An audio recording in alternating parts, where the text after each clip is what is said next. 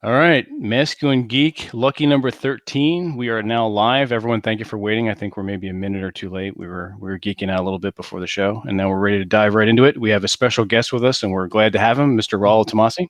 Hey, thanks. Thank you for being here. We're going to dive right into it. Everyone, I'm going to assume everyone who's in the chat, everyone who's viewing knows who you are, so we don't have to go into that too much unless you want to. But I want to say how we sort of wanted to get you on board here. This was almost I think about a year ago when the Redman Group first started. Mm-hmm. The camera position that you had set up, I could see the bookshelf behind you, and I just looked up. The spines were colorful, and I took a peek. I'm like, wait, they look like Pathfinder or Warhammer books. And I remember DMing Aaron Clarey through Twitter and saying, "Is Rollo a tabletop gamer?" And Aaron says, "I don't think so." And then I forgot about it.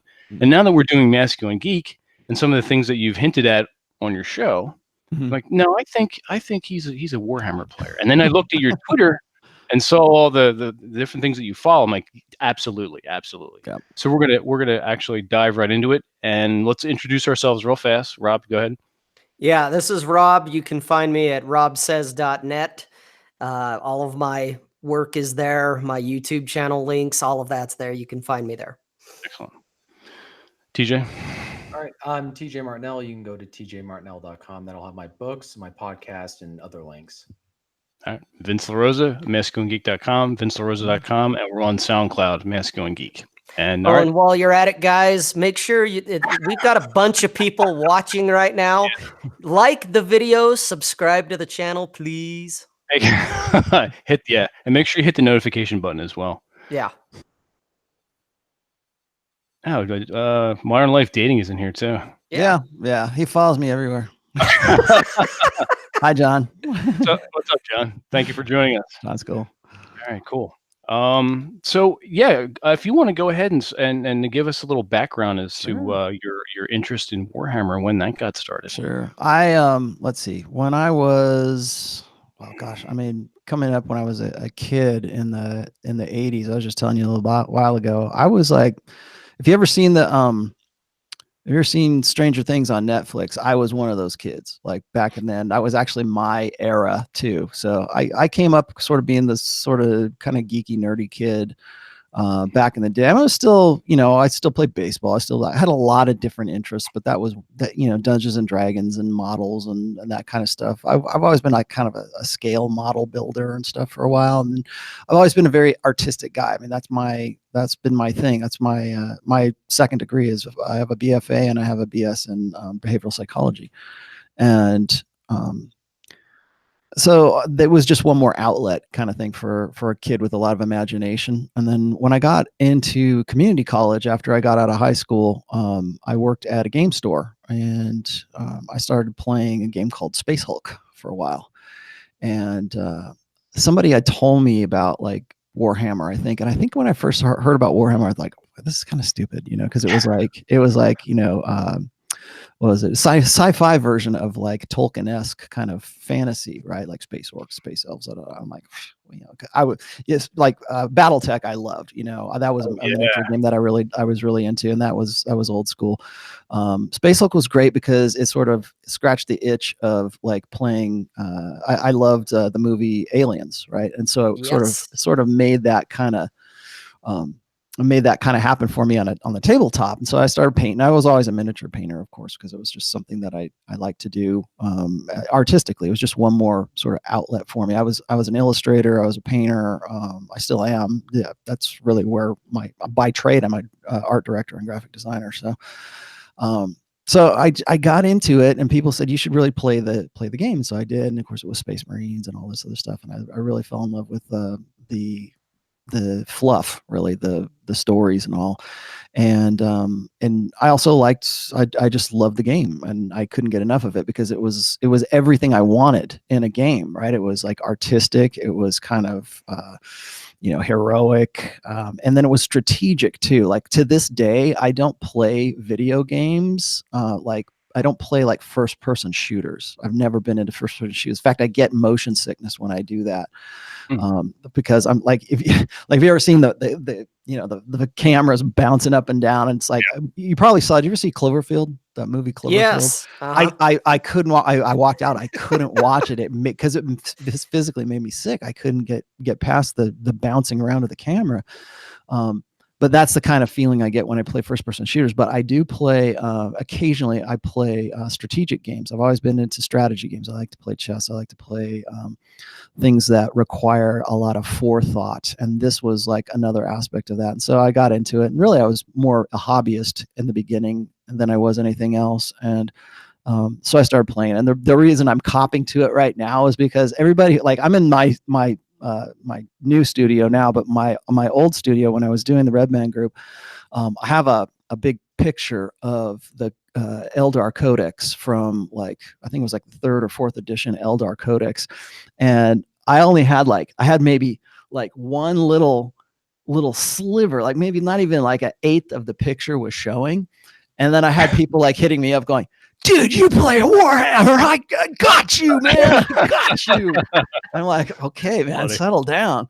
And so, because they saw one little corner of the picture. Well, now it's confirmed in the back, and then of course you did. I think it was either you or somebody else that hit me up and said, "I've seen that stuff in the back." And it's, of course, everything you saw in my bookcase, because it happened to be on that one side of the studio.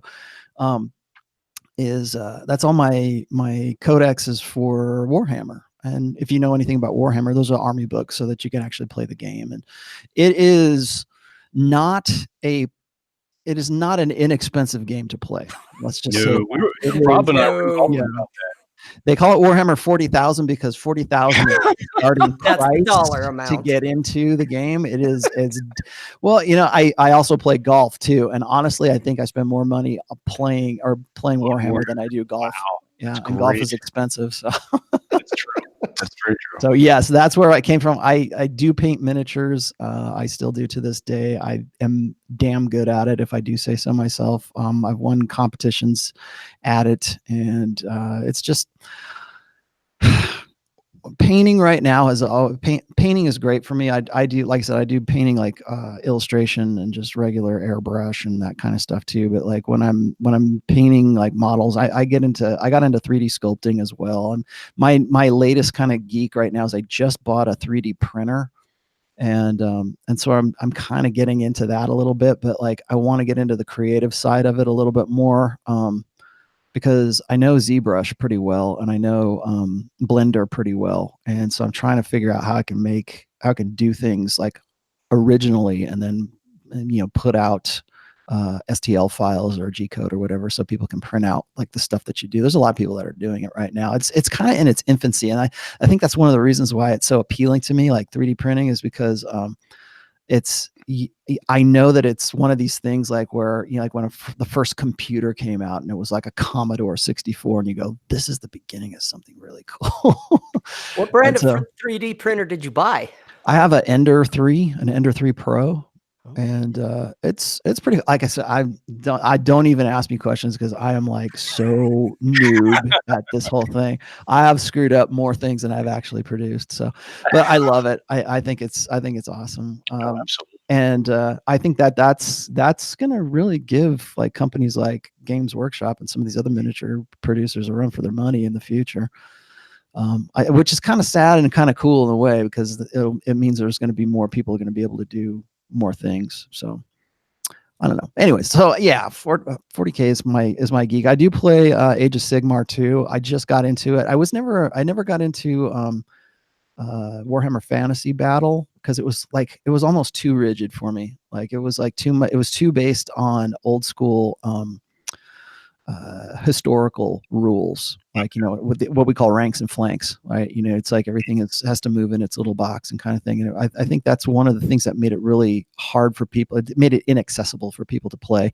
The miniatures were fantastic. The paint job, there are people that will just blow your socks off as far as painting models. It's a fine art right now, and I having been a painter since I was like in my late teens to where I am right now, I've seen the art form progress from like being something that, you know, nerdy guys do to like it being like a high form of art. And if I could show you pictures of guys who actually sculpt their own models so that they can put them into like the crystal brush or whatever, it's no joke now. I mean, it's a real high form of art. So.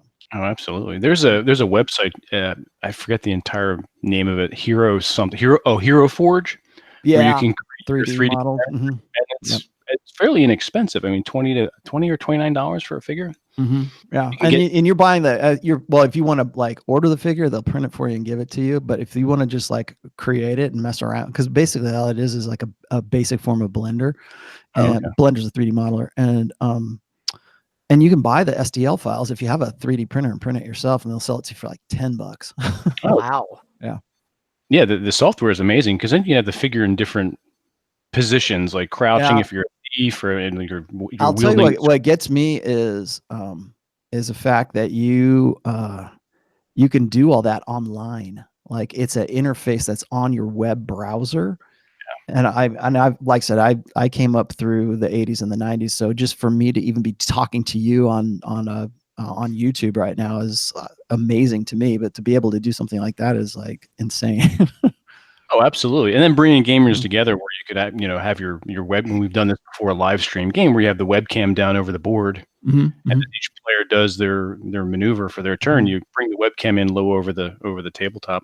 Another thing that I do that I've gotten into is augmented reality, and if they could just make it so that you could put like glasses on or something where you could like interface with it instead of like having this big bulky thing on your face, or if you got your phone and you're trying to look through your phone or something like that. If they could just figure out how to do that, I could see that would be something that a lot of new forward-thinking game companies could really leverage. That would be good. That would be outstanding, actually. Well, not only game companies, but if we're talking about, like you say, like glasses, where like Google did that Google Glass that kind of really didn't go anywhere. But not only would it be augmented reality for games, but think about social media itself. Yeah. The whole idea of like this chat channel that I'm looking at, watching these guys going back and forth. Texting I almost think it would become obsolete. Because you could talk. You could be like interfacing in real time. Yeah. Exactly. It'll happen. It will at some point. Did you guys ever see Ready Player One? Yes. The book Ready Player One. I loved that movie. I know it's like a dystopian future, but I could totally see that happening. What the best part was that I was telling my ex-girlfriend about that film because her and I were watching it, and she's a millennial. Okay. She's 20 years younger than me. And she's watching it, and it caters to two audiences simultaneously, in my opinion. Because on the surface level, with all the action, the CGI, the altered reality, all of that, it's the millennial crowd. It's the new generation, the young guys, young girls coming up. But all of the music, all of the little innuendos and everything that Steven Spielberg was doing was all shout outs to the Gen Xers and all of that. If you were watching it, all the little things, because I was catching all these little things that he was doing. And I'm just cracking up listening to different music and his reference like to The Shining and all this stuff that it's like, oh my God, he's doing like this quiet shout out. I absolutely I loved that book. I don't think the movie quite did it as justice as it could have been. But the thing is like they had so many different intellectual properties that they had to like license to actually put into that movie. That like if it was a Warner Brothers or if it was something else, they couldn't get a hold of it, so they had to substitute with something else. But I read that book and I was like, oh man, you're right, it scratches that nostalgia itch. Absolutely. Yeah. You and I were talking about that movie. Yeah. A while ago. Yeah, a few weeks ago or a month or so ago. Yeah. Yeah, I still need to. It'll happen. You'll be living in the stacks pretty soon. That's how we'll all interface with each other. We'll think we're on the way. We're on the beach in Tahiti. Yeah, right. Jeez, nothing wrong with that. Get in the chat here. Yeah, so I play 40K. I play. That's my main groove is playing that. Games Workshop 40K universe is something that I really like. I do play Age of Sigmar. I just sort of got into that when it first came out. Again, just because I like the models and all that. But what else? Gosh, I play BattleTech just came out. It just re-released BattleTech. I've been picking up some of that. And then like I'm just good at just picking up models that I like and just painting. If it's not, it doesn't necessarily have to be for a game, but that's just, it's like I said, it's sort of like unplugs me from doing what, like I'm in the middle of writing my 4th book right now. And then I'm always on doing something like this, or I'm doing the Red Man Group, or I'm doing, I'm doing like the show for Pat Campbell or whatever. I'm doing all this stuff. And then I really have to train myself to unplug myself. And that's kind of like one way that I do that and when I play music too. So those are, because I think why you need that in this day and age is because we're too scattered in our thinking. Like we are so used to multitasking because I've said this before, we're developing what I call a digital consciousness. Like right now I'm interfacing with you like in real time and all that. But like when I'm talking or like tweeting or something like that, that's my digital consciousness. Whereas like when I'm talking to somebody real time in my, like right here, that's my public consciousness. And then there's like your own private consciousness where you like kind of have your own internal conversations with yourself. And then we're kind of leaning over into having a third form of consciousness, which is our digital consciousness. Which I think a lot of guys are using as kind of a buffer not to interact with other people right now. Mm-hmm. And so I think that to regulate that or to vary that, we need to get in the habit of doing hobbies that require us to have 100% focus on what we're doing. Like I can't, like if I'm painting models, I might have an audio book going and that's all I do. I paint and I have an audio book going. And sometimes I don't even do that. Or if I'm making music, if I'm creating music, I can't have any other distractions. I have to just be doing what I'm doing. And there's like that's another, like when I'm out on my on my sled, like it's all I can do is just is sled. That's all I can do. I don't have anything other distractions. But like think about like what we do on a daily basis where we have so many things. Like right now I'm talking to you guys. I've got like 2 more. I'm looking at the chat. I got like people hitting me up on text saying, I didn't know you were a geek. And then, I've got all this other shit that's going on in my peripheral awareness right now. And it's like playing whack-a-mole constantly. And that's so true.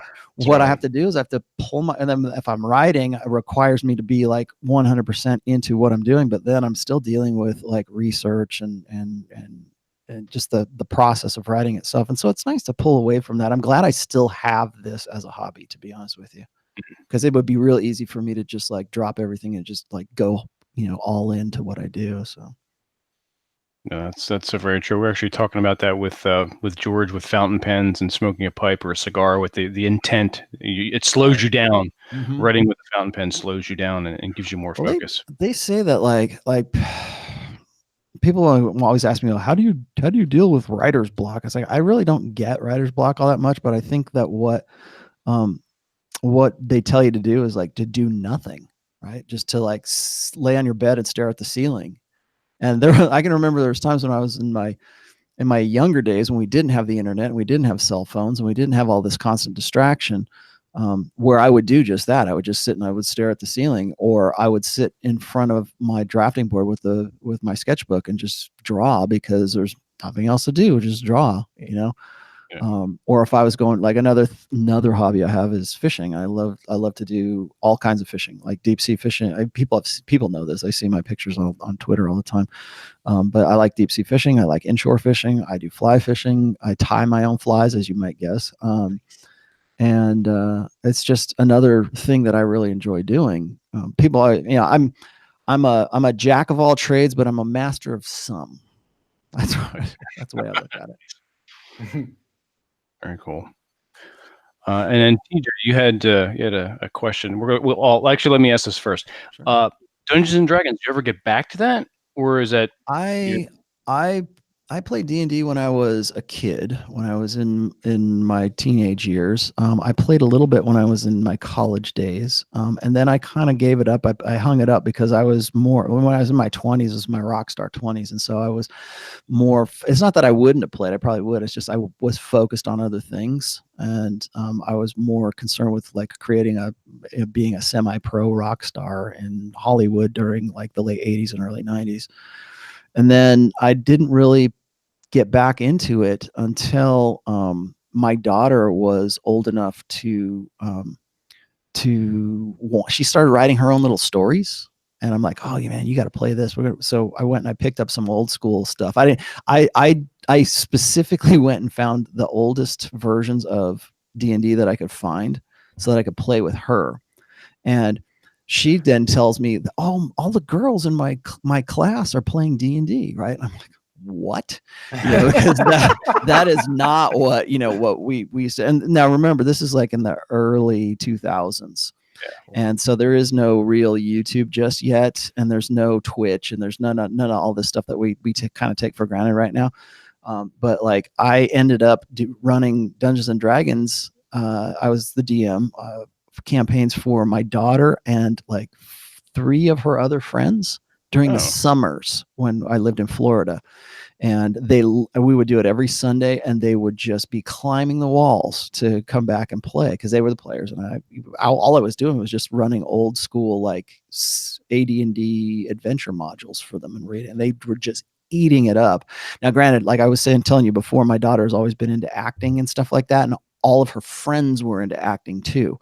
So it came like really, really natural for them. And then of course they get really invested in their characters, and they like the creative side of it. And she's my daughter, right? So, and so now she's in college, and I haven't played in a while, but my daughter has a group of friends that she plays with. Oh, and it blows me away to this day. And we talked about this before he came on. It blows me away right now that all the stuff that was really super geeky and nerdy back when I was a kid, it was like D&D was you were either a Satanist or you were seriously like the religious people would come. Like I remember I belonged when I was in high school, I belonged to a D&D club. Like we had a club thing that was going on. We had like the evangelical Christians would come to us and like tell us we were going to hell for playing the game. Yep. Yeah. And so we would.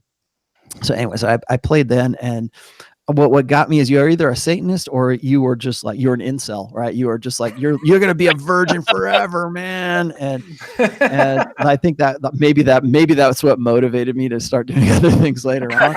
But, like I've always been an imaginative person. People don't know this about me. I write a lot of fiction as well. And I think that once I'm done with my 4th book for the Rational Male series, I'm going to try my hand at red pill fiction.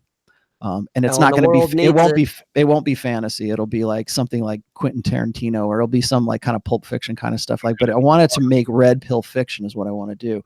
And I want it to be, and maybe it'll have elements of kind of like the mysterious to it, but I think it's going to end up being, I want to write old school characters. Like I want to write the next the real Han Solo. I want to write the next like Captain Kirk, because I think that and this, if anybody's listening to me and you're a writer and you're listening to this, I've said this before, actually said this at the Patriot or the 21 convention.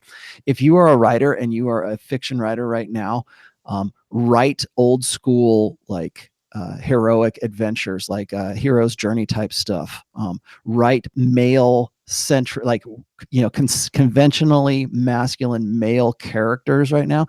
Because if you do that now, you will make $1 billion, because no one does that now. No, because now it's like it's all about, how can we make the next strong female, independent female character lead? How can we make the next Ellen Ripley? How can we make the next Captain Marvel? And it's like, if you go and you were to write just an unapologetically ass kicking, F the world kind of guy like Captain Kirk, like old school William Shatner Captain Kirk used to be, it will seem novel. It will seem like a new character, like it's never been done before. And why? Because nobody knows how to do it, and nobody understands how to create those characters anymore. Like the people got all up in my grill for this, but I really liked I liked Solo. Everybody said, oh, it was Soilo, right?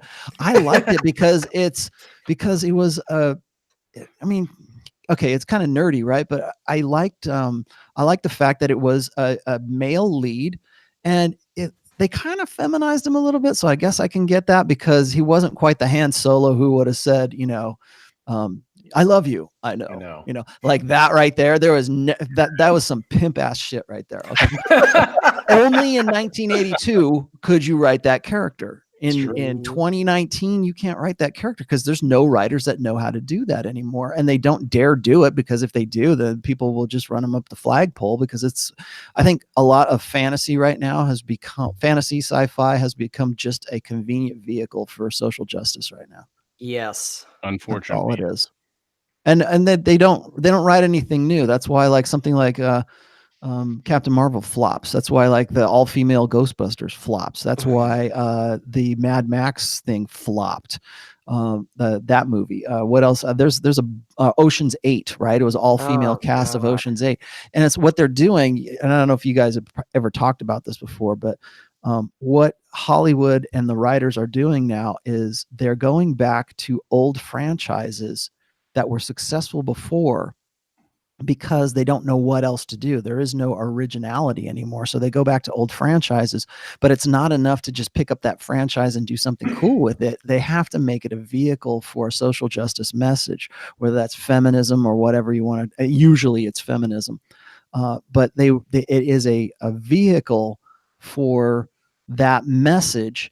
And so what they do is they take something like Star Wars, for example. That's why Last Jedi sucked so bad, is because they have, like, the characters are like, well, I didn't even know what the name of the character was. The purple hair girl, Laura Dern, played the character. It's like, yeah, she's the HR director, right? She's the HR director and it's like, you would a purple haired HR director.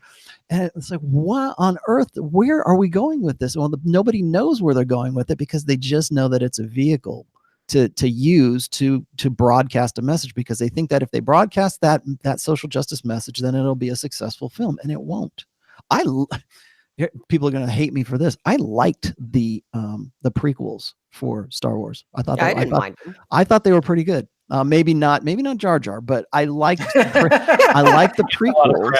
Well, and Anakin was kind of a whiny bitch in the beginning. Well, and then just getting back on the topic of 40K again, I think Games Workshop right now is falling prey to social justice and the feminine imperative. They're doing the same thing. They're kind of like compromising the creative integrity of the fluff and the background and the intellectual property, the IP of it, to accommodate, like people are actually saying, oh, how come we don't have female Space Marines?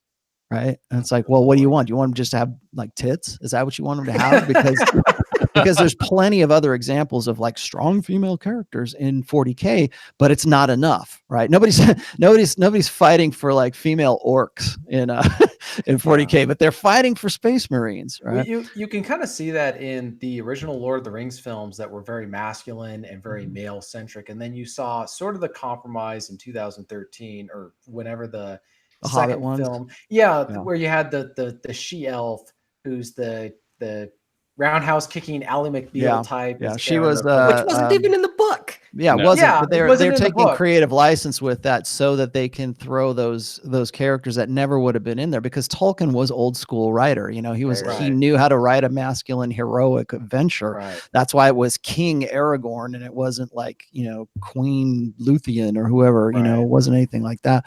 And it's not that he didn't know how to write good female characters. He did, but it was all about the heroic journey, or the hero's journey, and that's right. That, because that's an archetype that human beings understand.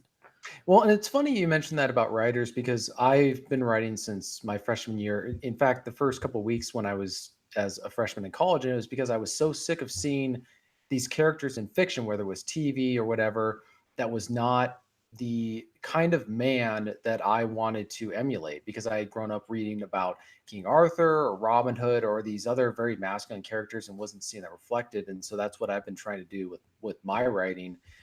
as well. But it's true what you're saying about them taking over this stuff where they don't know how to create because they're parasites, but they also don't understand what made something good art.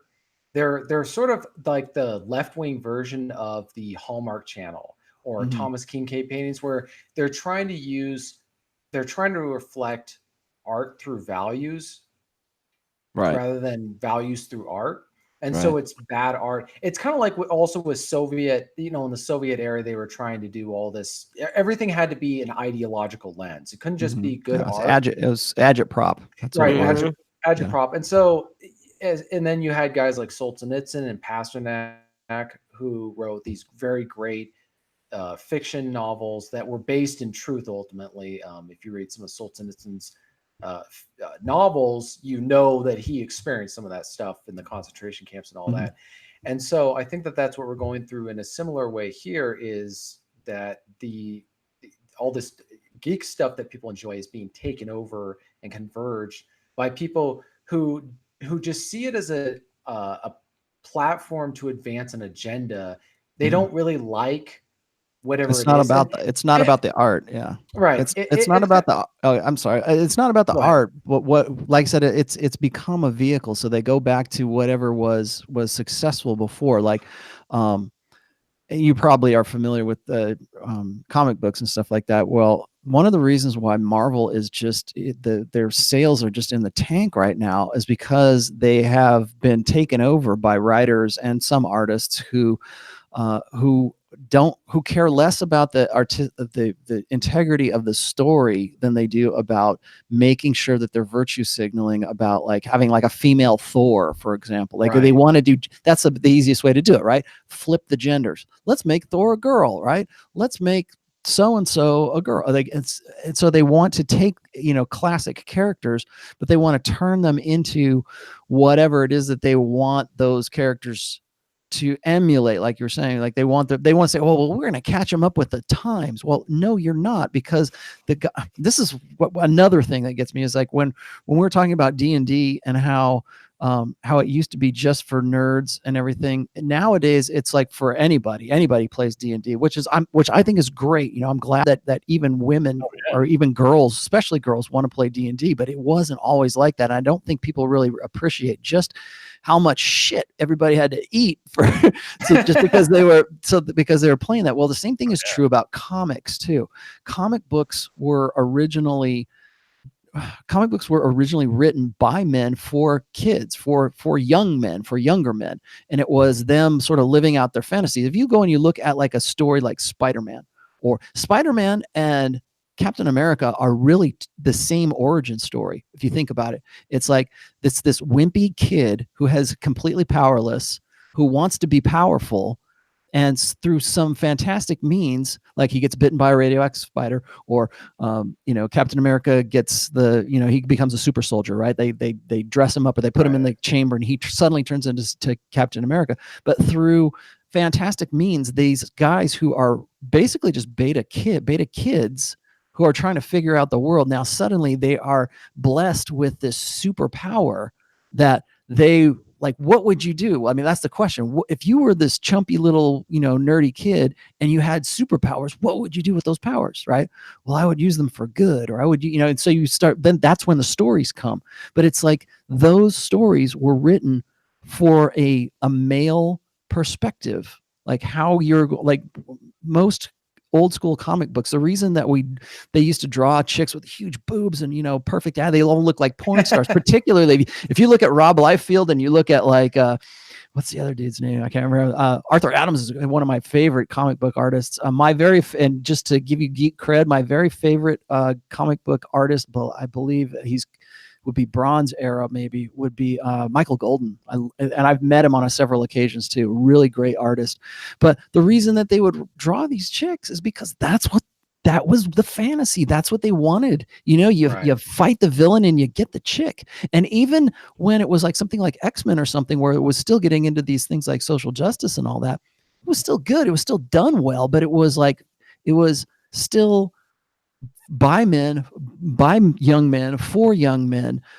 to have that kind of fantasy thing, and you're taking that and you're trying to turn that into this social justice narrative, and it doesn't work. And that's why people don't buy it. That's why people don't buy a female Thor. That's why they don't buy Squirrel Girl. That's why they don't get into that crap. Nobody cares, because it's not this, because the young men haven't changed. The archetypes haven't changed. They still, they still want that hero's journey. That's why everybody says like Rey from Star Wars is a Mary Sue, because she doesn't do anything. She never had to earn shit. And and you've got like Luke, who has to go through all the, he has to eat a bunch of shit to get to where he is, and even then he's still not that good. No. Well, and it reflects the differences between the genders, where women are born with some what men value in them, right? Youth and beauty, whereas men have to go out and earn burden of performance. Yes, the performance. And so that's why when you try to take a female, you try to take a male character, traditional male hero, and replace with a female, the whole hero's journey is eliminated. And so people may say that they like Rey, but she doesn't. She's born, and the thing is, the appeal is she's born with everything. She doesn't have to do anything. There's no period where she goes through the same stuff. Because she didn't even have to learn how to use the Force, and she's taken on his name. Even Mark Hamill, who's is almost borderline SJW himself. Even he, I think, he realized that because when they were reading the script, he thought that there was that one scene in The Farce Awakens, which is what I call it, where this lightsaber is about to come to Rey or whatever, and he thinks it's going to go to him, and it goes to her, and he's like, what the heck? She hasn't even trained yet. She doesn't know how to use it.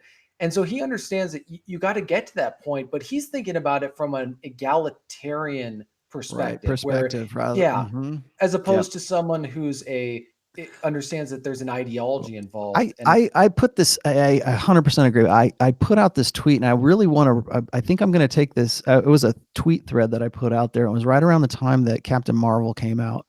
And I have a couple of posts where I've actually talked about this. I have a post on my blog called The Warrior Princess, and I have another one called Storytellers. And Storytellers is really more along the lines of what we're talking about. But what happens when you give these characters to a female author is they want to write that female heroic character, in this case Captain Marvel, as if she were a male character. And this is how female writers think that a male character comes around, right? They think of, they basically Captain Marvel is a dude with tits. That's what she is. And they write a male character that just happens to, because there's nothing feminine about her. She doesn't have to do, again, another Mary Sue character. She doesn't have to do anything, because women just are, and men have to become. And if you are a female writer, you don't have that depth of experience of being a guy and having to become something. You just are something, right? Especially if you're a female writer and you want to write this heroic character, but you're really writing a male character with female parts, of course, Captain Marvel, of course, Rey is just going to be a Mary Sue character, because they don't understand what goes into what builds a man into that heroic ideal, because that character just is. It's a female character. Right. It just is. And men must become. That's why anybody who's read my, I don't know if you guys have read my books, but like there's a principle in my books, it's just called burden of performance, right? Men have a burden of performance. They have to build themselves into something. They have to become something. They have to maximize their potential. The worst thing for a man to have is a wasted potential, right? Women get from, like, say 18 to 24, right around there. That's their sexual market value peak. And then they decay from there. If you build yourself into something else, great. I'm not saying that women don't have to actually make something of themselves, but those characters that they want a female who's in the heroic journey role rather than a male, but the male experience is what defines the hero's journey, not the female experience. Right. So again, it's just, Rey is just she's a Mary Sue, because they don't understand the process that has to happen for a Luke Skywalker to come around. They don't, like, the thing that really just it just broke my back was when they were talking about how Captain Marvel. Captain Marvel's one of the most powerful superheroes in the Marvel universe. Like, first of all, no, and then and the second of all, the geek inside of him comes out. Because no. it's because the character. I mean, I'm not saying that the character. Captain Marvel was part of the Avengers. You know who was better? You know what I really wish they would have done is they would have done Miss Marvel from like the late 80s, early 90s in that in that outfit with long hair and big majiggums, and she's just in that outfit. You know what outfit I'm talking about. They would never dream of putting Brie Larson in something. She could not fill that role out. Period. End of story. I would have loved to see because Ms. Marvel was a very integral character to the early 90s, I believe, Avengers teams, right? Mm-hmm. If you go and you look at any poster from that era, she's always in every single one. She-Hulk, another one. Why not put She-Hulk in there? No, I don't understand. We need to make Captain Marvel the most powerful character in the whole universe. And so when I heard that, I'm like, okay, they're just building her up because she probably kills Thanos at the end of the whole damn thing. That's why. And for what? For one movie, and we don't know who she is, and she basically has just been literally given her powers. Right. and the thing is, you were talking about Captain America, and I look at him with Tony Stark. You got the high status beta Captain America, Steve Rogers with the Alphas. Alpha. Tony Stark. Right. And so, but the thing is, Captain America, Steve Rogers was who he was beforehand, and that's why he got picked for that whole thing. And he doesn't waver in who he is, and that's what a lot of men like myself, we watched Captain America Civil War, which was, in my opinion, a really great film. And then you had Winter Soldier, which was also, the Captain America films were really good because there was a lot of qualities about a man who doesn't stray from his objective, and his objective is freedom, and he doesn't he's idealistic. It's idealism that drives him. But he him. doesn't compromise with anybody. He doesn't compromise with his superiors. He doesn't compromise with S.H.I.E.L.D. He doesn't compromise with Tony, and he's willing to beat anyone to the ground, including Tony Stark eventually, to prove his point. And so that for a man, but he gets to that point and he grows in his character, even though he starts out as kind of a weakling, but even then he's taking beatings from guys who are bigger than him. So he's already showing that frame of, I'm going to stand up for what I believe in, even if I'm going to get the crap kicked out of me. Whereas when is that ever for any of these female characters where they have to? That's a male archetype, which is, and I've said this in like several of my books, is that men love idealistically and women love opportunistically. Well, that idealism that men base their concept of love in is actually part of just like our nature as men. Like I don't know if you guys follow Steven Pinker, but he's done a lot of work recently on gender differences. And one of those gender differences is that men tend to be more, they tend to be more interested in things, whereas women tend to be more interested in people. Right. And that's just as part of like and as a result of that, when I see that, when he says stuff like that, and I read the research behind that, it makes me come to the conclusion that men's idealism is based on what we think is possible. Like, what can we make with that? Like I was just telling you a little while ago, it's like, I have a lot of hobbies. I have a lot of passions. I have a lot of things that I like to do. And I want to interact with my reality. I want to interact with the world. I want to go and I want, like I said, that's why I got into 3D printing, right? Because I just wanted to see what can I do with this? It's cool, right?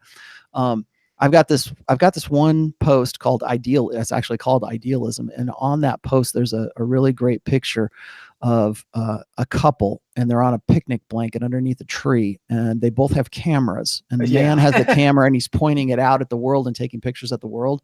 And the woman's lying back on the blanket, and she's got the camera focused at herself. And I go, that right there is the perfect expression of the differences between men and women. Now, does that mean all women are self-absorbed and little narcissistic bitches? No, can they be? Yeah, but that's not what I'm saying. What I'm saying is that women focus inwardly, men focus outwardly. And so what you're saying about like Captain America right there being idealistic, that's part of the male archetype. That's part of men's idealistic nature of wanting to affect our world, to see how we can like enforce our will on the world. Whereas for women, because we can go into this, but because we come from a hunter-gatherer or tribalistic kind of societies prior to our ancestral past, women had to be more focused on each other. They had to be more focused on collectivism. They had to be more focused on other women because that was what was going to keep them alive through childbirth and through keeping the tribe together. And they were the gatherers and men were the hunters, right? There's a reason why. Okay. Right. Men, of course, we're physically we're built for combat. Okay, again, so I'm laying all this Evo Psych stuff out here, but like you take that Evo Psych and then you apply it to why we have a character like Ray, or we have a character like Captain Marvel, and again they are male characters in female costumes. But I would even argue that they're not even male, because one scene that really is poignant for me is in Captain America Winter Soldiers, where he's fighting with Bucky, who's brainwashed. Oh yeah. Best friend, the only other guy living who's from his childhood. Everyone else is dead. It's been how many years? He's alone. Like Captain America, Steve Rogers is alone. And finally he's losing this fight, or he realizes one of them is going to have to kill the other. And Steve Rogers decides that his loyalty to his friend is so great, who stuck up for him and whatever, he'd rather die than kill his own friend, the only friend he knows. That's powerful. And so that was really powerful for me, because it shows that the extent of loyalty that a guy like that, or that kind of loyalty, I think is completely foreign in our modern society. But I would say with Ray, where does she show loyal? I haven't seen the movies a whole lot. I've seen both of them once, but I don't see any of these characters showing that kind of loyalty, right? You or know why? the virtue, like the idea of courage. It's all about standing up for themselves and being true to themselves and not letting anyone walk. But when do they have that kind of selflessness where they love another person so much who's trying to harm, that kind of thing? That's kind of dynamic where their loyalty is so great that they would rather die than. That's a really good observation, because it's I think what you're getting at there is I think there is this notion amongst writers right now, who are creative writers right now, who, because they're trying to carry water for social justice right now, it's all about just what you just said. It's about trying to set themselves apart, or being true to themselves, right? To being like, because because we're all repressed, or join the resist. I mean, literally, it's called the resistance, right? Join the resistance, because because we're being repressed, and we're not allowed to be who we want to be, or who we really are. And if we could just stick to our guns, we'd all be, we would. Everything would be okay, rather than like what you're saying, which is more of a collective or more of a more integrity to principles rather than self. Yeah. And the reason I say that is because you have characters who are females that are like, if you got a Captain America or Captain Marvel, you've got first of all, a female writer who's trying to write a heroic character as a male, but it has female parts. But inside, in the headspace, because that female writer doesn't understand the male process or the male experience, they fall short. I think that's where why this is kind of confusing to you, because they write a character from the perspective of a female that believes this is what a male character would be. Do you follow what I'm saying? Right. So it's a female trying to describe what the male experience should be. Yeah. Because that's the one thing I've noticed, because I was listening to a 4-hour version of the Song of Roland, which is this very old tale of this French soldier under Charlemagne who holds off this invading force from Spain. And one of the themes that I keep hearing is how much these men are describing their love for one another, and how they would rather die than be disloyal or to abandon them in battle or whatever. And I'm listening to these other older books or stories that just keeps emphasizing from a male perspective, from an earlier time, that kind of affection and loyalty that is completely absent from not only any male characters you see in stories nowadays, but also from any female characters who are they're claiming we're a strong woman. Where do they do that kind of sacrificial love where they're willing to make a last stand and die? Kind of like an example is maybe Tony Stark in the Avengers film. Like, he's willing to just in an afterthought die to save New York and everybody else from being blown up by the nuclear weapon. I mean, and then you have Captain America was willing to die for Bucky. And all there's from the male perspective, there's always that sense of the nobility of willing to die for others. Like with Beowulf, going all the way back to Beowulf, he dies for his kingdom to kill the dragon that's plaguing them and all that other stuff. So right. But you don't see there's that masculine, dedication to duty, I guess, is what it is. Now this, I don't know if you guys have ever seen this. It was on HBO. It's a project that they did for, it was like right after Band of Brothers, but it was called The Pacific. Did you ever see The Pacific? I did. Pacific was fantastic. I just finished that up last week, and it was just the most fantastic, well done thing, story I could. And there's true stories. Yeah. And they're true stories of actual GIs or actual Marines who are in Guadalcanal and in the Pacific Theater during World War II. And it's exactly what you're describing right there. The guys wanted to, it wasn't enough for them to just do one tour of duty. They wanted to come back, even though they knew they were probably going to get killed, but they wanted to come back because they wanted to be with their friends. They wanted to help because they felt like there was one character, I think it was Frank Basilone, who got like the Purple Heart or something like that, and they wanted him to sell Basilone. And they wanted him to. He got the Medal of Honor. Yeah, later on he did, but they wanted him back home to sell war bonds, and he did that for about a year, and then he couldn't leave it. It was just eating him up inside so much, so he decided to re-enlist. He re-enlisted, yeah. And then he ended up dying in Iwo Jima. Yeah. And so the dude went, and even though he had a new wife who had only been married for like 7 months, he goes back there and dies on Iwo Jima because that was what he felt like he had to do. He couldn't live otherwise.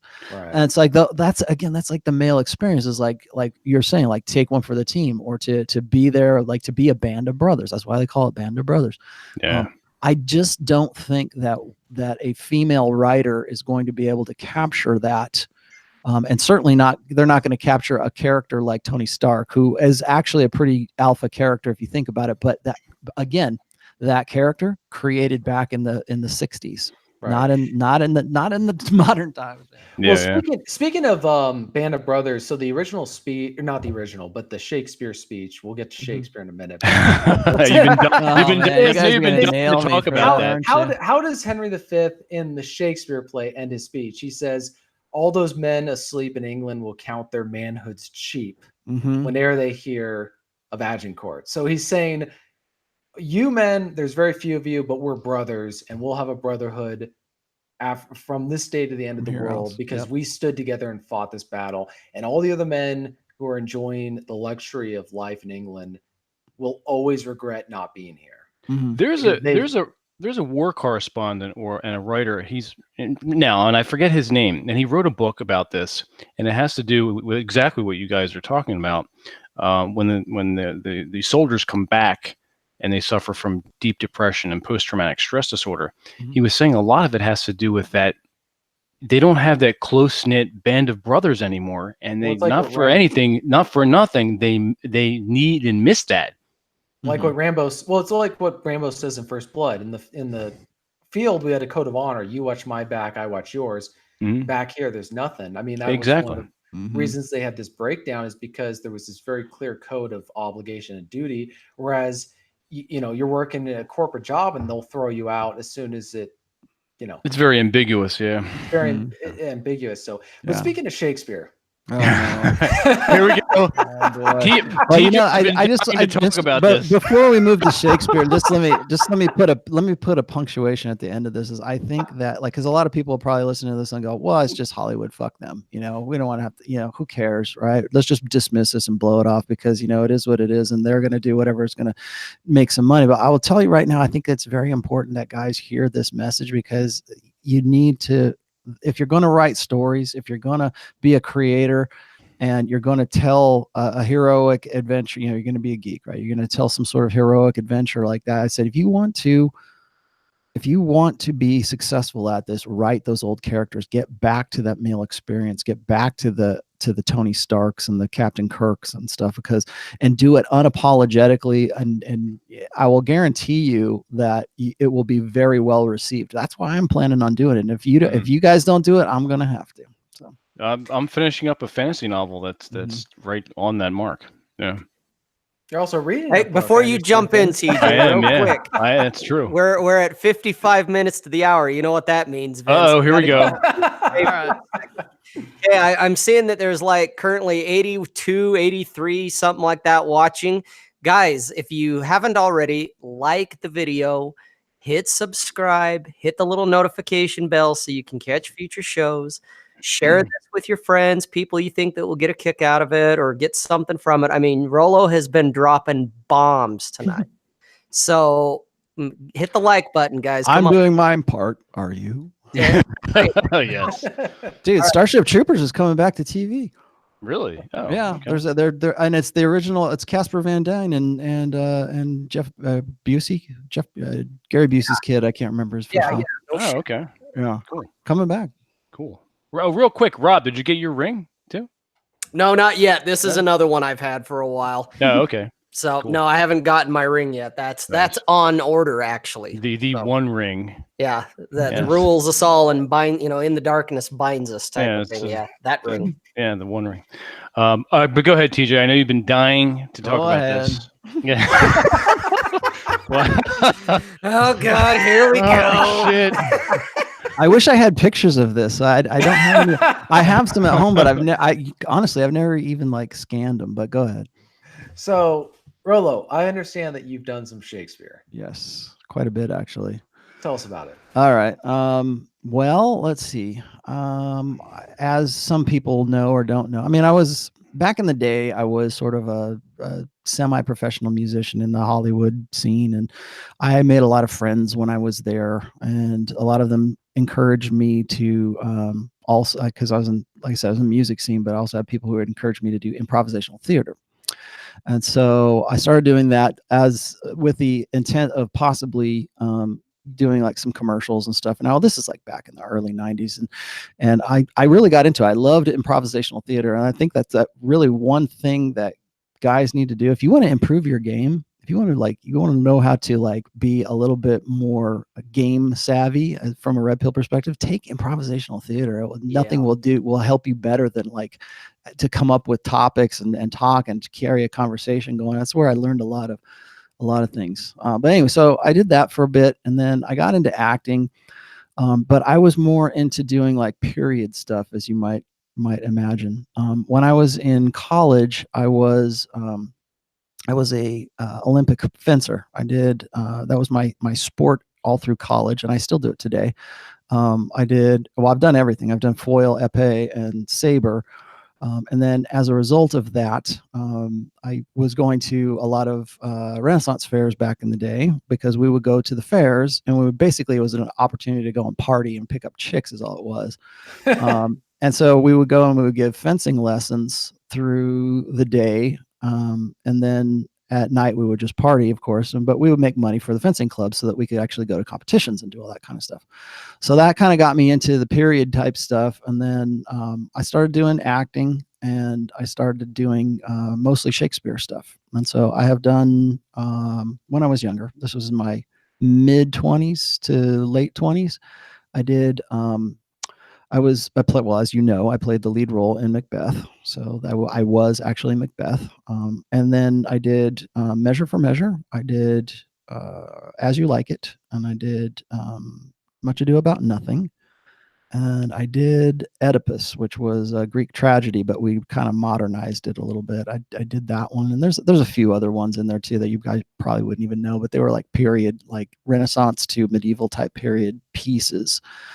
And then really my swan song was playing Macbeth as the lead role in Macbeth. And the reason I got that, like I was telling you before, is I used to have stage combat certification. And so I was there to teach these guys how to fight on stage using weapons and such. And so I think that's probably one of the main reasons I got the lead role. But back then I had very long blonde hair, and they were looking for like sort of a blonde haired kind of like well-built kind of guy to come up there and do it. And so I've tried out for it, and I got it. And that was actually the last Shakespeare that I did was Macbeth. And I remembered remembering all the damn lines to that. It was like an accomplishment in itself. I'll tell you that. There's a lot to remember. Wasn't that the one that you were saying earlier too, that you guys actually you forged the swords? We did, yeah. Why? Because it was at a college, and it was it was up here, and I won't tell you where, but it was in Northern California, and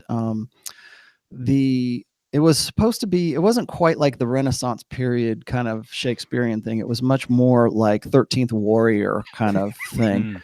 And so it was all broadswords and two-handed swords. And so I had to, we had to forge weapons that looked the part. And so we took a bunch of spring steel and we ground it down on grinders and heated it up and actually created the swords that we use for. There's a lot of combat in Macbeth, and like I was telling you guys before, Macbeth is a cursed play. I don't know if you guys know that. It's something bad happens, like somebody dies, like literally dies. For whatever reason, the legend of Macbeth is that if you perform the play, something bad happens to somebody in the play, right? So what I was telling these guys before was that I think it was the second night that I was doing the show, and I was doing the combat scene with myself and the guy who played Macduff. And so we're doing that combat scene, and we had practiced that for quite some time, but we have these big, huge, like basically big pieces of steel that we're like whacking at each other and doing. They were mostly kendo moves, but so we're doing these things, and I caught his name was Stefan. I caught him right on the eye, right just below his eye, like on his cheek, right, and it was funny because like I still see him every once in a while if I'm up where I used to be, and then he still has that scar, and I always still feel so bad. And like, but I thought we were gonna have to stop the play. I thought we were gonna have to stop the whole thing because he's got this big, bloody gash on him. But he kept going. We kept going with it, right? And it was fantastic. It was great theater, I'll tell you that. But like afterwards, it's like he had to get sewn up and that was our curse for that one. But I caught him on that, and I was always very, very apologetic when I'm like, dude, sorry, I didn't mean to hit you. And he's like, no, man. He's like, who else can say that they got a scar from a broadsword? I have to say, he's on a date. He's on a date, and they say, "Where'd you get the scar?" I was starring in Shakespeare. Yeah, it was the avant-garde version, where we use actual blades and might kill each other. Yeah, it's a great story. I like that kind of stuff.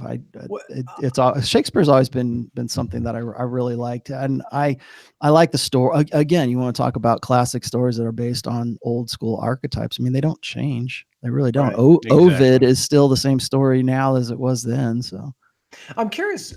Two things with Macbeth. What's your favorite line or soliloquy from that? And then the other one is try to remember all that. I think the one that's easiest though, just off the top of my head, the one that's easiest to remember is the one with the monologue when the witches are there and he has the dagger. Is this a dagger before me?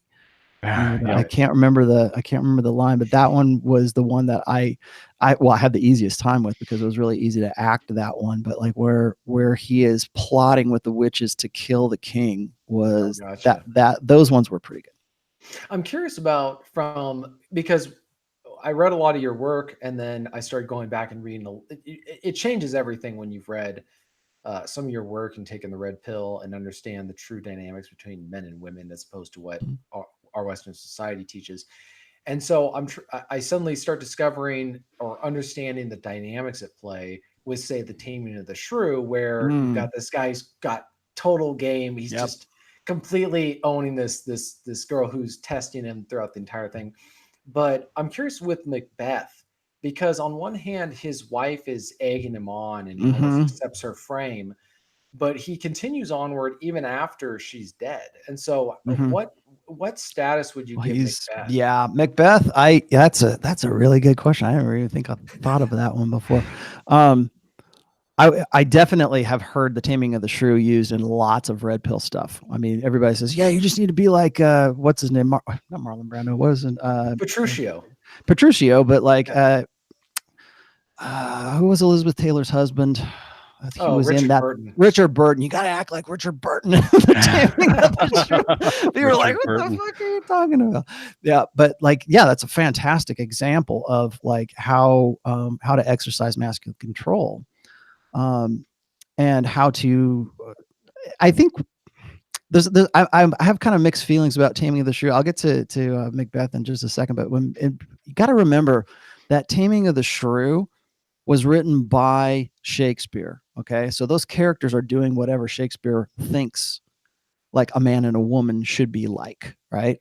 And so it's not like that's like some documentary of a dude who actually did all of that stuff. Right. It's the idea of a relationship between a man and a woman. What is an ideal relationship between a man and a woman? Well, it shouldn't be this woman who, like, even in the Bible, it says, you know, you don't want to live with a woman.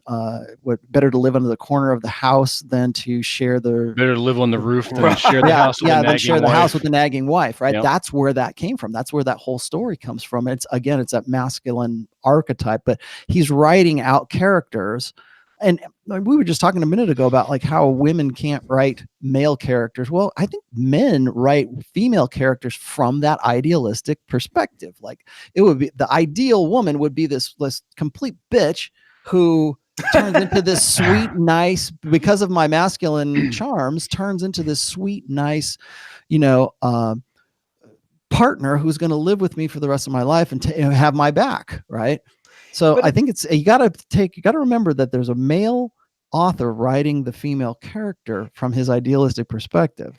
Now, he's hoeing up a house. He's housewifing up a hoe. Yeah. Right, but I think with Shakespeare, he's also reacting to, because most of his plays were actually not originals. They were he didn't write them. He took originals. So with Taming of the Shrew, the original version, I think the husband just beats her, basically disciplines her until she behaves. But at the same time, he then goes and writes a character like Lady Macbeth, who's the complete most unideal, like the most red pill truth, hardcore. Your wife, if you listen to her, will lead you into. Well, this will be remember, Macbeth is a tragedy. Okay, right. It is really there ain't no happy ending at Macbeth. Okay, but everybody dies, man. Everybody's freaking dead. All right, there's a lot of blood in Macbeth, and not the least of which is Lady Macbeth. And in some ways, I think Lady Macbeth is really the lead character of that story. You're right. I think that what she does is she wants. This is fantastic. What she wants out of Macbeth is she wants him to be king. She wants him to be like. He's already kind of a badass, but he's not the king. He's not like, he's not. Is he really the best I can do? Right? Exactly. Now think about what hypergamy means to Lady Macbeth. Okay.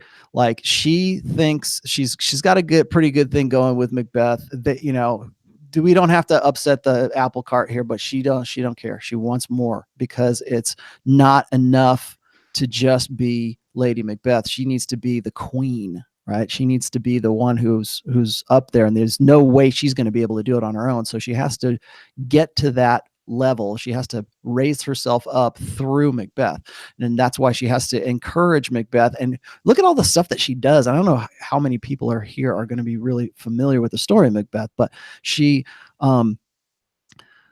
works on him from his points of pride, right? She gets underneath his skin and she works on him from a point of pride, because in fact, there's that one part in the play where Macbeth is kind of like, I don't know, it's the king. You really want me to kill the king? That he's having second thoughts about it. Right. And she says something like, screw your manhood to a post, I think is what screw your courage to the sticking place. And this will not fail. Right. I don't know how you remember all that shit.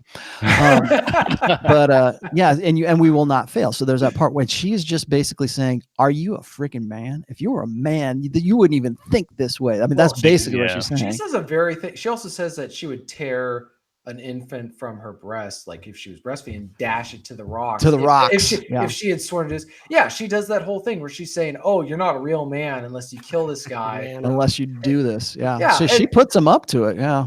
Right. But that's the same guy who went and wrote Kate from Taming of the Shrew. Yeah. Well, yeah. Well, but they're two different characters though, because I think gosh, we could why didn't I not have you around when I was like writing essays about this in my like Western traditions 101?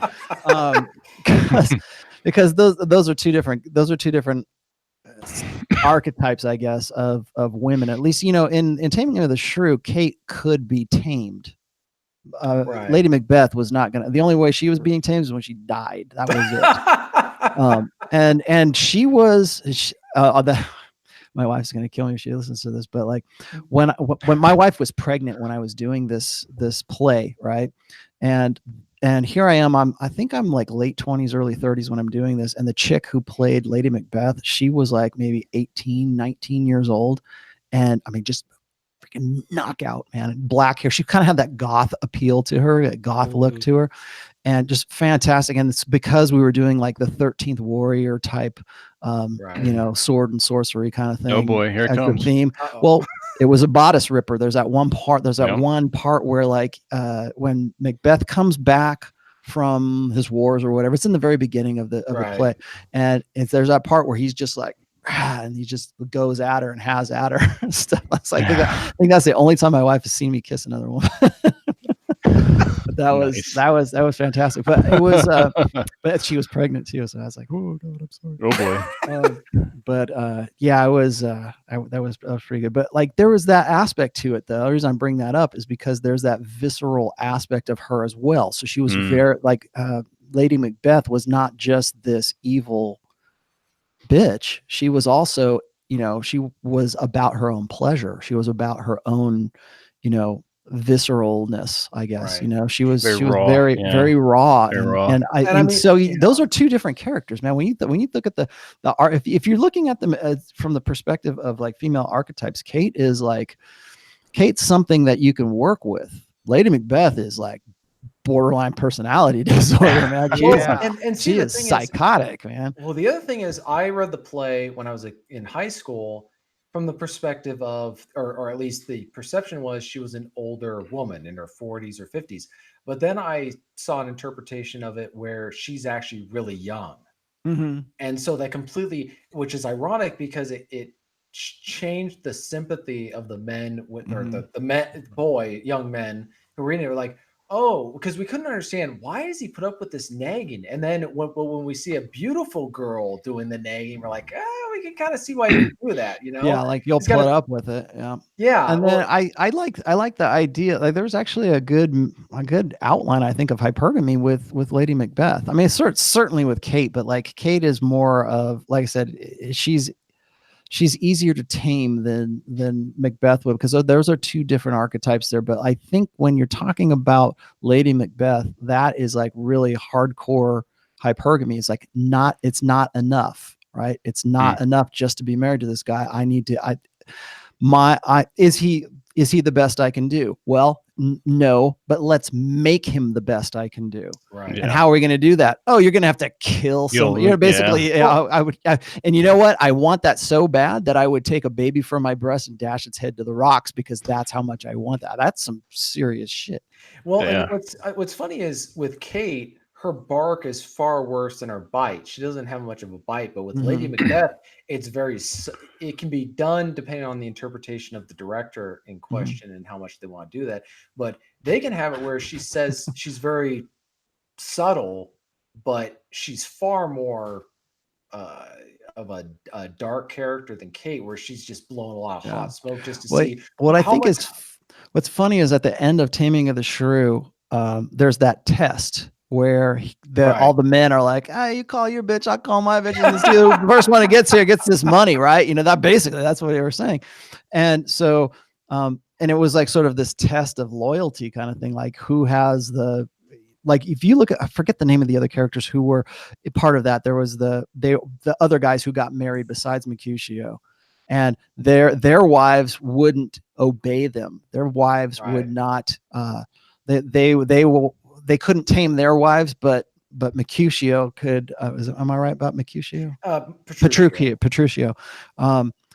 He could. And then even better than that, she at the end, she goes and she grabs the two wives, she brings them up there and throws them down in front of their husbands and say, your husband takes care of you. Your husband is your lord and master. And you can say whatever you want to about like the dominant structure right there. But the thing is like she's at least showing appreciation, and she's saying, look at you guys, and look what I have, and look what you have, and basically it's this message of be thankful for what you have. You are never going to see that behavior from Lady Macbeth. Well, that is not going to happen. Because I took a Shakespeare course in college from a guy who had done Shakespeare on the stage, and he was talking. The first one we did was Taming of the Shrew, and he was kind of talking about that, like the dynamics of, because a lot of girls were reading this and they were getting all. I mean, it was years ago, but even then there was still third, fourth wave feminism. But he was saying, the whole point of that play was that winning over a man winning over a woman is through love, which is what in his mind Petruchio did. Whereas I see it as him just saying, I don't take her seriously or anything she says seriously, and I'm just amused, like amused mastery. Amused mastery is the whole, right. that pretty much that whole play defines amused mastery. But you got to understand that, like, you look at the character of Petruchio though, because he was a natural alpha. Like he didn't give a flying F about anything or anyone. They had to didn't they have to, like, they had to convince him to actually woo her in the first place. He didn't want to do. He's like, whatever, exactly. And then he'd throw her out in the cold and let her stay out in the rain or something like that, and like not even care, right? It's like, whatever, I got look at what I have here. I've got all my friends. I got food. I got a feast and everything. Like, you don't want to behave? Fuck it, you're out. I don't care. Do whatever you. Yeah, that's what's so funny is he doesn't. He's not even trying.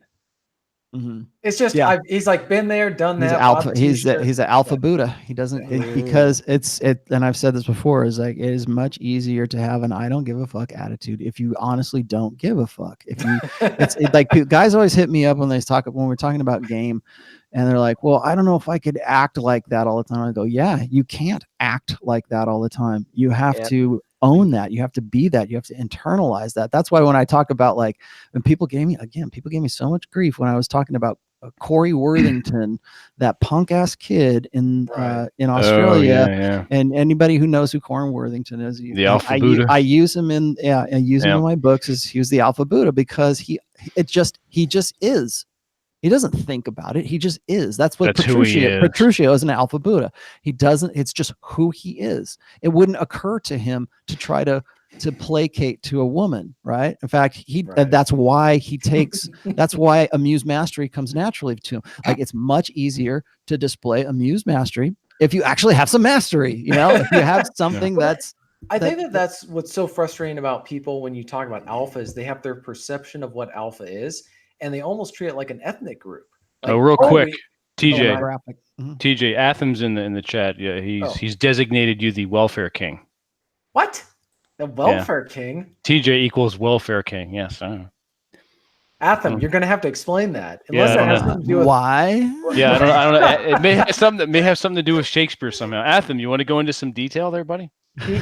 He's doing I don't even know what he's doing. But anyways, we'll wait for him to explain. But I think the frustrating thing with talking about alphas, and we'll get into how that applies to geek culture in a second, but they treat it like an ethnic group, whereas it's a mindset that someone who's an alpha in one instance, what they call situational alpha. So they can be an alpha in one. Yeah, contextual. So people have this perception of it where it's a stereotype, but it's not accurate.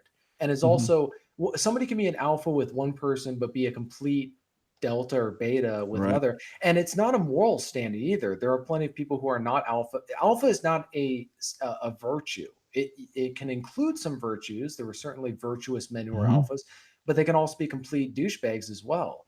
Right. So this is where it gets really frustrating when just trying to talk about this, because people see it as the standard to emulate in all circumstances. And that's they want to just simply dismiss it, because there's two reasons why people dismiss the idea of alpha and beta. And the first one is everybody takes it as if it's like this etymological definition, right? They want it to be they think that when I'm talking about it or somebody in the red pill is talking about it, they think that we're making comparisons to like silverback gorillas, or we're talking about Right. like wolves in the tundra or something. That's not what we're talking about. The alpha is a placeholder term. It is an abstraction. Okay. And that's what I think a lot of people can't wrap their heads around. And when I talk about betas, people think, oh, you're just coming down on betas and hating betas. No, not at all. All I'm saying is that that is a designation of like when you see, you know it when you see it, right? And so it is a terminology. It's a placeholder term for a concept. Really, that's what words are. They're just sounds that are placeholder ideas for concepts, right? So when I'm talking to you in English and we're using these words, you're thinking of things on a conceptual level. You don't think you are right now, but you are. But that's really what alpha and beta and if you want to follow Vox Day's stuff, I can sort of get behind what he's talking about when it comes to like sigmas and gammas and omegas and stuff.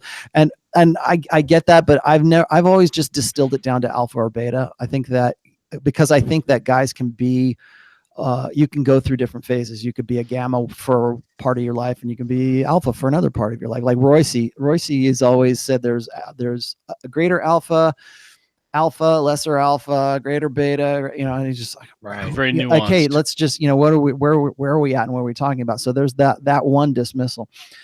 The other one was like what you're talking about is guys want to dismiss alpha as anything that's not them. Or anything that's not them is beta, right? Or it's not who they are, and it's like so. And I'll get chicks will say this all the time, particularly TradCon red pill chicks or red pill chicks, whatever. Well, yeah, well, they want to say, well, an alpha to me is a virtuous man who goes to church on Sundays, and he's a good, upstanding member of his community. Maybe he's the mayor. Maybe he's got a business already. That kind of stuff. Like they want to. Whatever their long-term fantasy is for a guy who's going to take care of them, that's their alpha. And then half an hour earlier, they're in the foam cannon party in Cancun on spring break with a hot guy, right? Well, I mean, that's it. They want to because we want to do that. People do that shit. I did that back in the day. It's like you wanted to say the ideal man is me. It's like what? And why wouldn't you? Because you think that's. I think on a fundamental level, like. Men get the idea of social proof and they get the idea of pre-selection. And so we try to find ways to make it so that everybody else, that's why we virtue signal, right?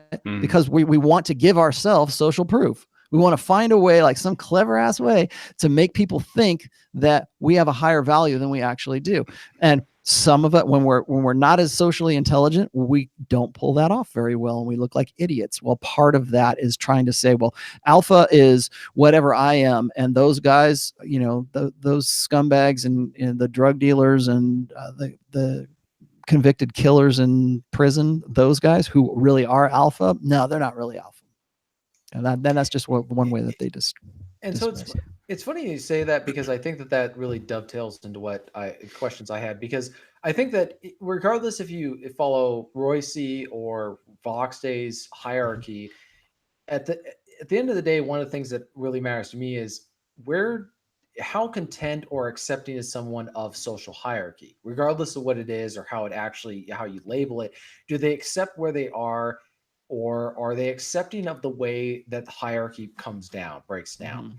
And people who are in rebellion against that are what Vox Day describes as gammas, where they're the secret kings. They are not the alphas, but they sit in their mind, in their world vision. They are the men who are supposed to be the alphas. And if everyone just understood that, things would be great. And I think that the people with that men with that mindset, let's be specific, have really, they infiltrate, or not infiltrate, but they take over a lot of geek or nerdy cultural interests and hobbies. And the reason for that is because that they are, as Vox has described them, I think he's accurate on this part. Whether people want to agree with him on other stuff is separate, but they tend to be higher intelligence and they tend to be subject matter experts. So they get really invested in some specific hobby, but their unwillingness to accept social hierarchy and also their passive aggressiveness and snarkiness drives normal men away, or it creates a perception that this is a interest or hobby for a man of low social standing. So other men will try to avoid it, or you just described a D&D rules lawyer. Or a power gamer. Yeah, But exactly. it's why we're having it. This is why geek, in my opinion, masculine geek exists, because the gammas have taken over, or at least created this perception of this is who a geek is. And so men who are masculine, who want to enjoy these things, have to almost be discreet, or they have to really contextualize or explain themselves, because the men who dominate it and need to be, in my opinion, they need to be driven out or cleansed with Persian fire, are these gammas who just Persian fire. Damn. In any social group, and I've noticed this over the years, being involved in my own gaming groups and stuff like that. I was telling you guys before, when I was in college, I worked at a game store. That was one of my things. That's one of the things that got me back into it, I think. But arranging things and the culture has changed. Gamer culture has changed so drastically in just like, say, since 1995, right? 95, 96, somewhere around there. Yeah. Up to where we're at right now. And you're exactly right. There's always been secret kings. Even back then, there was the guy that was like, who knew something about everything, right? And those guys, the secret kings, tend to be in love with their own intellect. They tend to be like, I'm smarter than everybody here, and I would be a king in any other context. If these cretins could just see me, see my perfection, that kind of shit. And then but in 2019, they have a lot more resources to work with now, right? We got Twitter, we've got, somebody was just asking about what about Comicsgate? What about Gamergate? What about all this other stuff?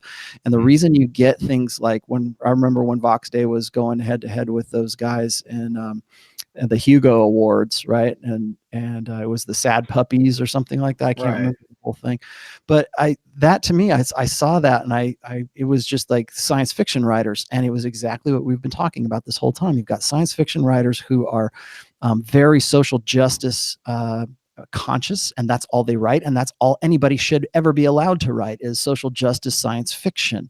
And if you don't write social justice science fiction, you'll never get a Hugo Award. And that was something that Vox Day picked up on back then, and he fought against it. But it's that change over from, it's one thing if you've got a secret king who is very obsessed with, like, say, BattleTech or whatever his geekdom is, right? He's very obsessed. It's another thing when that guy drags in social justice into that secret king identification, and now you've got a whole social movement that's backing you up. And like, I wrote this one essay, and you should I'll give you the link so you can put it in the description here. I wrote this one essay called Gamer Girls. Yeah. And I wrote about it because I had seen this develop in my gaming communities when I was, and I'm a old school guy when it comes to war games, right? I'm what they call a black shirt, right? Literally, I'm a black shirt. What that means is you're one of these guys, these old guys that comes and plays miniature war games. That's all you do. Everybody else is playing like Vampire, or they're playing LARPing, or they're playing a Magic the Gathering. God, don't even get me started on Magic the Gathering. Are you guys familiar? And I'm going to give him a plug here. Are you guys familiar with Jeremy from the Quartering? Yes. Yeah, Jeremy has lived. You want somebody who's like deep in. He's been through some shit. Yeah. But like, so you got those guys, and because there's so many different like little sub genres within the geekdom. Like, there's the Star Wars guys, and if you say one thing bad about a female character in their geekdom, that's like they're defending Milady's honor. Like, they have to jump. White knighting. That's what I'm seeing is, with gammas, they side with feminists and egalitarians because they see allies in an assault on the natural hierarchy, which is, they think it'll get them laid, is what they think it'll do. Oh yeah, bottom line, that's what it comes down to. They think that humiliating or making the alpha feel bad will win Milady's honor. Right. But whereas the deltas really don't, if we're going to use Vox Day's hierarchy, the deltas really don't care. Deltas are the guys who are, I'm not the top of the game, but I'm okay with where I'm at. As long as I'm just not treated like crap, I'm okay. But the gammas are in a state of rebellion. And unless it's squashed, which is why I'm just where I'm at in life, whenever I go into a group whenever I sense a gamma, it's like, this guy's got to go. He's got to go right now. Like we can't, it's like cancer, it's like finding out that you got cancer in your lung. It's like, we got to purge the whole thing. We got to cut this loose. But that's exactly what happens is they go in, and if you don't get rid of them, first of all, they'll try and take over. But the next thing they'll do is they'll bring in women and they'll use the women as by proxy, because they'll have the girls will instigate stuff with the other men, and then he'll use that as a pretext to attack the men and make it seem as a sense of honor. I'm defending the women. Hierarchies, that's what it comes down to. Is like a lot of guys. Well, every beta guy, every blue pill guy uses what I call blue pill or beta game, right? And that is to identify with the feminine, to become more alike with the feminine will make women like you. That's what their belief, right? Like the more alike I am, like the more sensitive I am, the better a listener I am, the more supportive I am, the more, all this stuff is the more I worship the feminine, then that's going to get me in there, right? And gammas take that and run with that, but they are also suffering from what you're talking about here is they want to be the alpha in that context. You will never meet a guy that is more annoying than a secret king in a geek culture. Well, in a geek social circle, in a geek social context, who believes that he should be the dominant alpha in that social context, and then nobody holds him, nobody thinks of him in that way. Right. And so that's when these guys, I would also say that they're all probably on the autism scale to some degree as well. But what I think is interesting is even within the gamer culture, even within nerd culture, there is still a sexual marketplace inside of all that. And that's where these guys find themselves, because they think, well, I'm not going to ever be anybody in a larger global social or sexual marketplace, but in the game store, I can at least have a chance with the chick, right? That's why guys go get involved in the SCA, man. Because if you can't get laid in the SCA, you can't get laid. That's pretty much. So this goes back to exactly what I said at the first couple episodes of Masculine Geek about why they don't like normal men entering their spaces is because they are now, without normal men who are in good shape or have good social skills, at least at the very least within the group, they're at the top. But if you don't have that, if you have normal men coming in, you're pushed down, and they see that as a threat. Yeah. And so when new guys come in, when new guys who are like in a global sense, in a global sexual marketplace, they might be like a 7 or an 8, where he is like a 4, a 3 or a 4, right? But put him in the gamer nerd context, and maybe he at least believes he moves up to like a 5 or a 6. Well, then you move a guy, the guy who's globally, say, a 7 or 8, and you move him into that context. Now that's his own domain. He's invading the domain of the secret king, of the gamma guy in that structure, because he thinks that everyone should appreciate him because he's the most dedicated player of whatever game that he's into. And then the other thing I see a lot is, this is why I wrote Gamer Girls, is I see women doing the same thing. They can't hack it in a global sexual marketplace, but they can in the geek sexual marketplace, and the nerd in the game store. They go from being a fat 4 out in the world, and they come into the game store, and suddenly they're a 7 or an 8. And why? Because all these guys fall all over them, because they're happy that a girl's just there. Yeah. And what I've seen happen is that gradually I've seen more and more girls come into the game. And I'm not saying there's anything wrong with girls going into the game community. That's fine, but understand that there is that's kind of like sub-sexual marketplace. It's like a contextual sexual market. We were just talking about contextual alphas, right? Where a guy he might be alpha in the game store, but he's like nobody on the street, anywhere else. So we all have our little contextual areas where we're a little bit more well known, or we have a little bit more social gravitas in those situations than we would in other situations. That's just a fact of life and whatever. But I think that women have seen, especially women who can't hack it in the global sexual marketplace, see the game store, just for lack of a better term, they see the game store as a niche sexual marketplace that they can do well in, and they're right. So do you think that they're just beta farming there, though? Yeah, that's the question I got. But I just think it's part of just the natural tendency, and it's just amoral. But it's just what happens. Women invade male spaces, and we saw the same thing with the NFL kind of sport. Because football spectating when I was a kid used to be, that's what men did, and the women were like, let the men and the boys do whatever. Now, especially when the Seahawks in my area, I'm from the Seattle area, when they went to the Super Bowl, it turned into everybody, but really it was huge on getting the women to do that.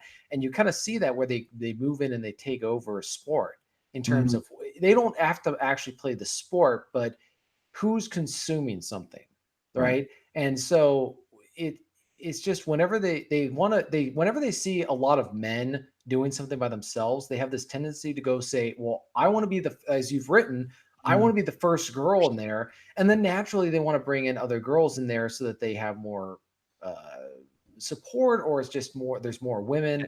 I've had numerous women say in front of me, not to me, but in front of me, how relieved they are to see more women in a traditional male space. So I think that's part of it, is this, they like the novelty of being in a male space, but after the novelty's worn off, they want to have other women in there. So they can then, because if it's just one woman with a bunch of men, that's a different dynamic. But they want to have other women in there so that they can actually. Jeremy from the Quartering had a really good video, and I wish I knew where it was, but he kind of broke it down as to how social justice gets its way into your hobbies. And this was, I when I first heard this, I didn't really see it happening in Warhammer, but now I definitely do. But what happens is women will do exactly what you're saying. They will invade male space, and then they change the purpose or the function of that space, so it doesn't become what it used to be that was attractive to guys to get into it in the first place, right? So, for instance, like what we're just talking about, the comic books, right? We need to change the comic books so they're more reflective of strong, independent women, right? Well, that's not why guys got into it. That's not what that male space was created about. It was about chicks with big boobs and guys doing the hero's journey. That's what it was about. Well, we can't have that anymore. So what happens is women will come in, or social justice, I can't just blame women, but social justice warriors will come into that particular hobby, and then they will start to divide the group. They will divide the social group who is into that, then basically that male space, and they'll break it up while women are coming in there. And what women will do is say, well, this is a great hobby you guys have, but where are the women? Where's anything for, where are the female space marines, right? Where's Lady Thor, right? How come we don't have any representation? And then what they do is they come in and they fundamentally change the nature of that art to reflect whatever it is that their social justice agenda is, and it ceases to become what it was. Yes. That's why Marvel's failing right now, because it's not what it used to be. It's not based on what made it famous, what made it fun, what made it cool, why guys would get involved in it. And I see that, like Jeremy was saying, that like this happens in all hobbies. If you don't think if it hasn't happened to your hobby yet, it will. And so they get in, especially now that we make it that much easier now, because we're on the internet and we can go into chat rooms and we can go into forums, and we can they can basically subvert whatever was cool about that particular hobby, and then turn it into a vehicle for their social justice messaging. And one other thing is, like when I was talking about how, like, say, geek culture or like in the game store, it becomes its own niche sexual marketplace. For the same people who go in there and want to pretend that they are egalitarians, like, it doesn't matter what's on the outside, it's all about what's inside. For all of that egalitarianism, all that goes to hell from within that group. Because we're Right. still humans. So if you were to walk into the game store, you will still see a guy who's the alpha, and you'll still see the guy who's the beta, and you'll still see the chick who only wants to get with the alpha while the beta is orbiting around the girl. And that's not supposed to happen in geek culture, right? That's because that dynamic doesn't change. Yeah, that dynamic doesn't change. Yeah, it never change. Just the only thing that's changed is the context. Well, the other thing is there's two defining features that's a problem. One is they're taking something that already exists and they're morphing it because they know that most people don't keep track of what's happening to something to know that it's fundamentally changed, because they get to keep the label and the rhetoric is really strong. They don't go out and create their own thing. And it almost is back to that motto that women don't care how men got to a certain point. They just want to hook up with the winner at the finish line. That's exactly it. They want the finished product so that they can take it and transform it into whatever they want. Kind of like the Borg. Well, that's funny you should say that, because when I'm writing about the feminine imperative in religion right now, it's the same thing. Instead of the game store, it's the church. That's exactly what happened in the church. It's exactly what happens in politics. Exactly what's happened in the American workplace right now.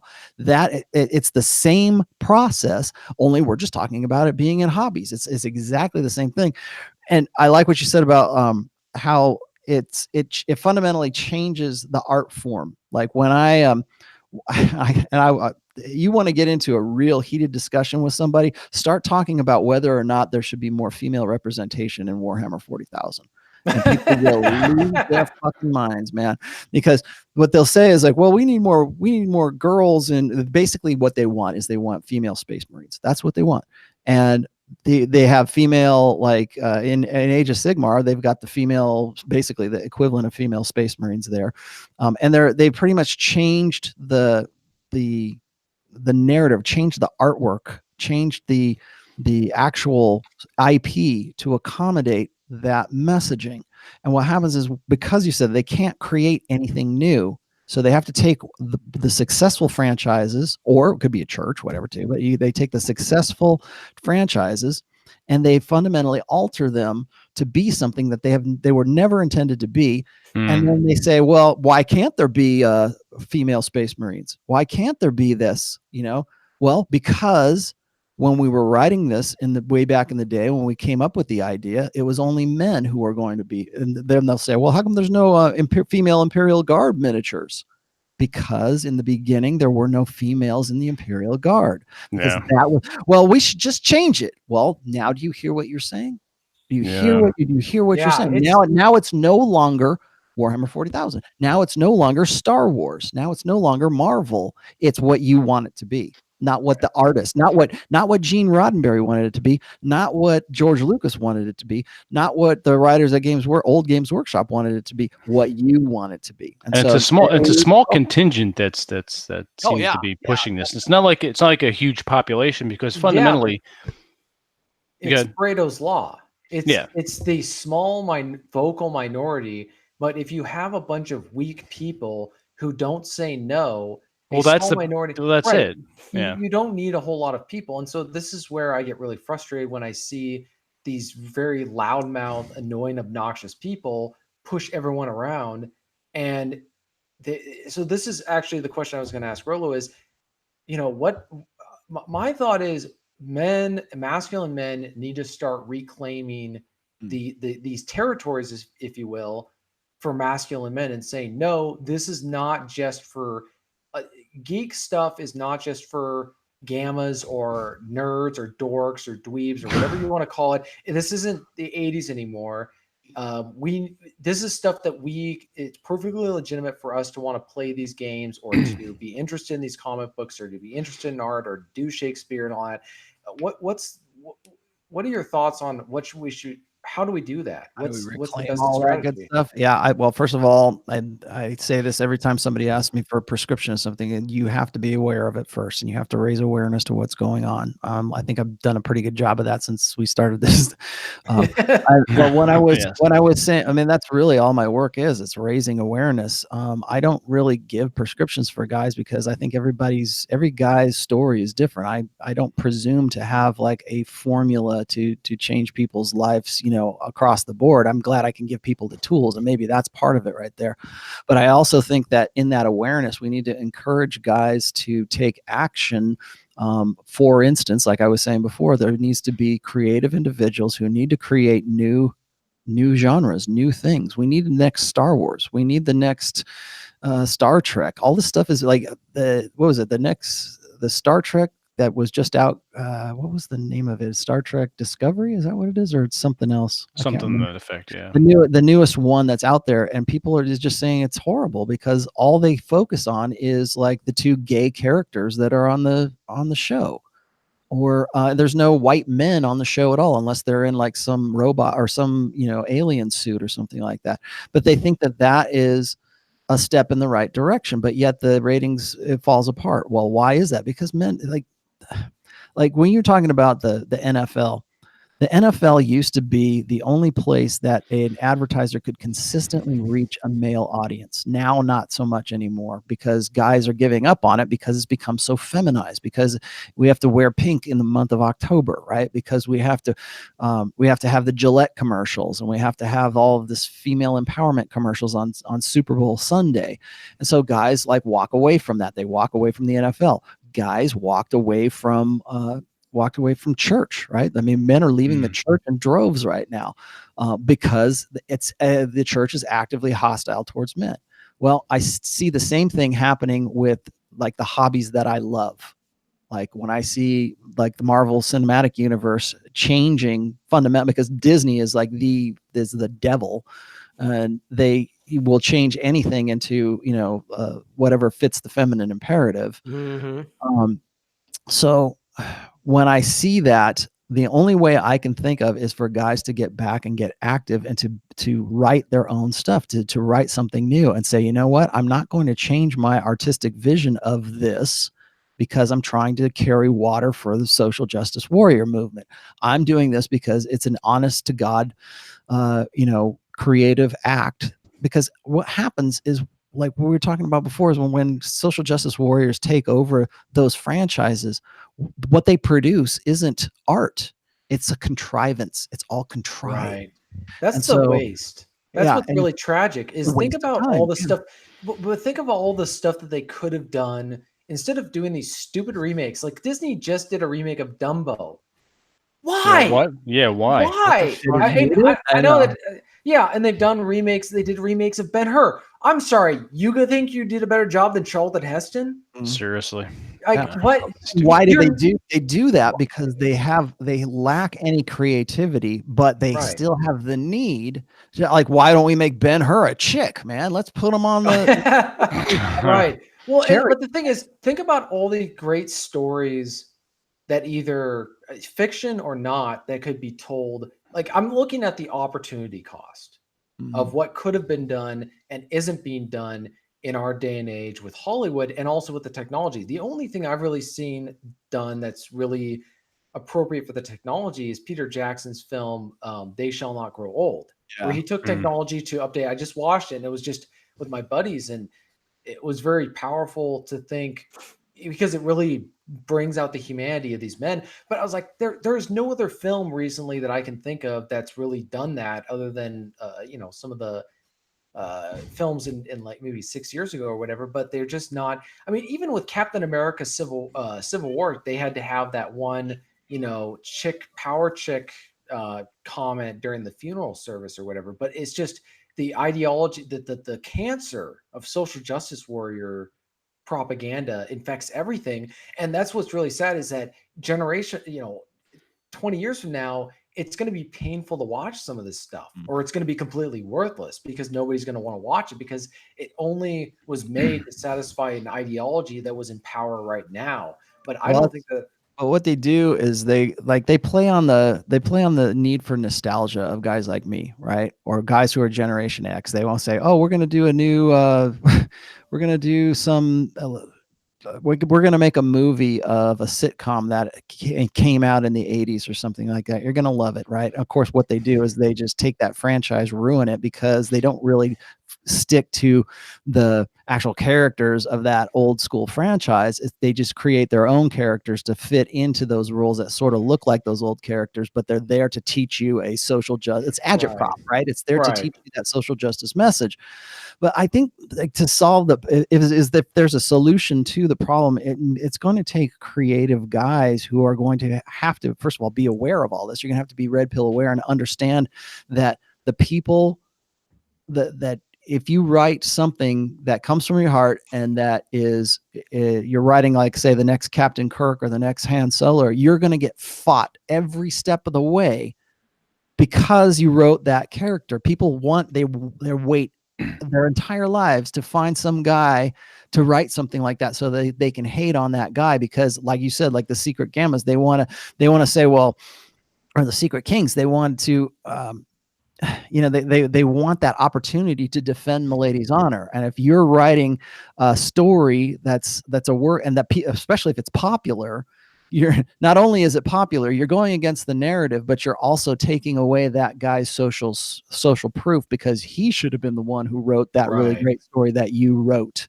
The Secret King author. Yeah, it should have been me. People just would have waited a little longer. My book would have come out. So I think that there needs, like I was saying in the beginning of this podcast, is I think there is a definite need for creative individuals to put out the stories, to create the stories. We live in an age right now where it's never been easier to make a film. It's never been easier to do the kind of special effects that I think we've pretty much hit peak special effects. I don't know what else we could do besides make digital animation so lifelike that it looks like a dead actor, like bring John Wayne back to life or something like that. Maybe that's the next step. But what's after that?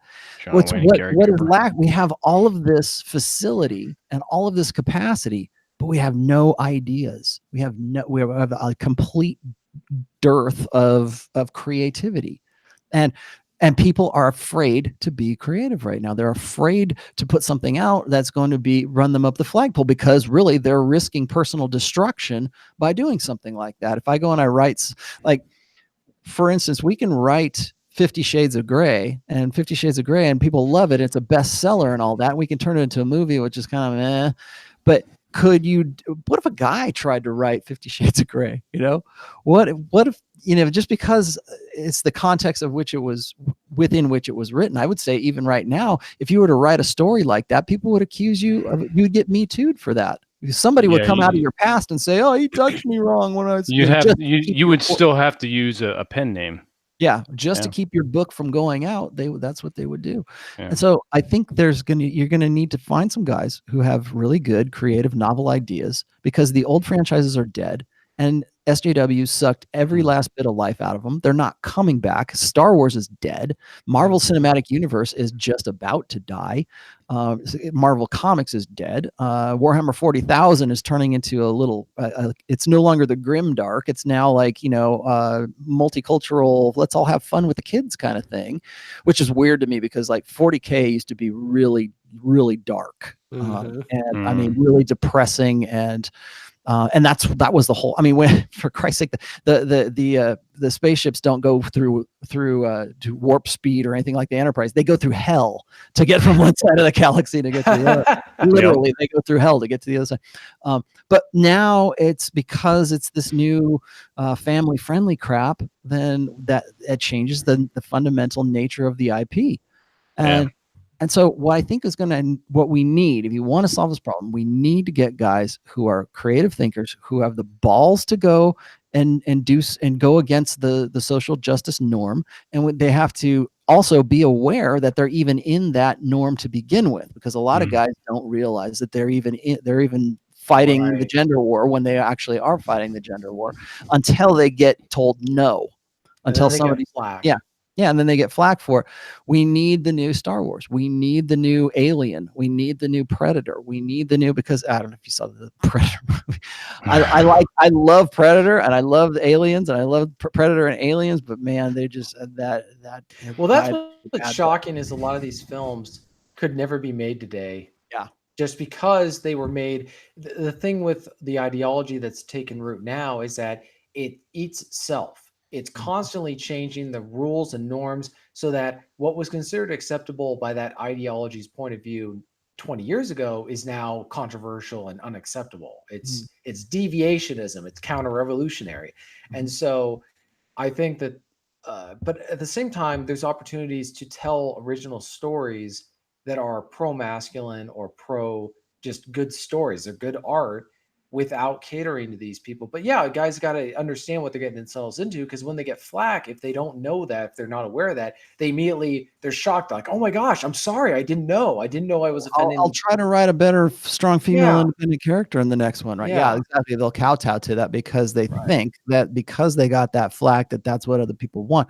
And I will tell you this once again, I'll repeat this: if you write those stories, if you write that new universe where men are men and women are women, if you go and you write traditional, conventional, masculine, ass kicking, you write the next Tony Stark, you write the next Captain Kirk, people will respond to that. I'm not a big Trump supporter, but I will tell you why he got elected is because he went against that stuff. He was the anti-candidate. He was going against all of this stuff. And I think that if you were to write a character that goes against this grain and unapologetically goes against the social justice narrative, I think it would be wildly popular. And I think the story would be wildly popular. That's why I really liked Solo, because it wasn't some meandering ass story. It had a beginning, a middle, a climax, and an end. Right. And I wanted more after that damn thing. I don't think they did Han Solo's character justice, but the story, the plot was old school. It was Star Wars, man. It was old school Star Wars, and that's why I really liked it. But everybody thought it was horrible, and it got panned. But that's what I love about Humphrey Bogart films. Almost all of them, he's almost the alpha, where he just doesn't care, and he just tells it like it is. And if people don't like it, he tells them to buzz off. The Maltese Falcon is one of the greatest examples, where he's telling the one girl,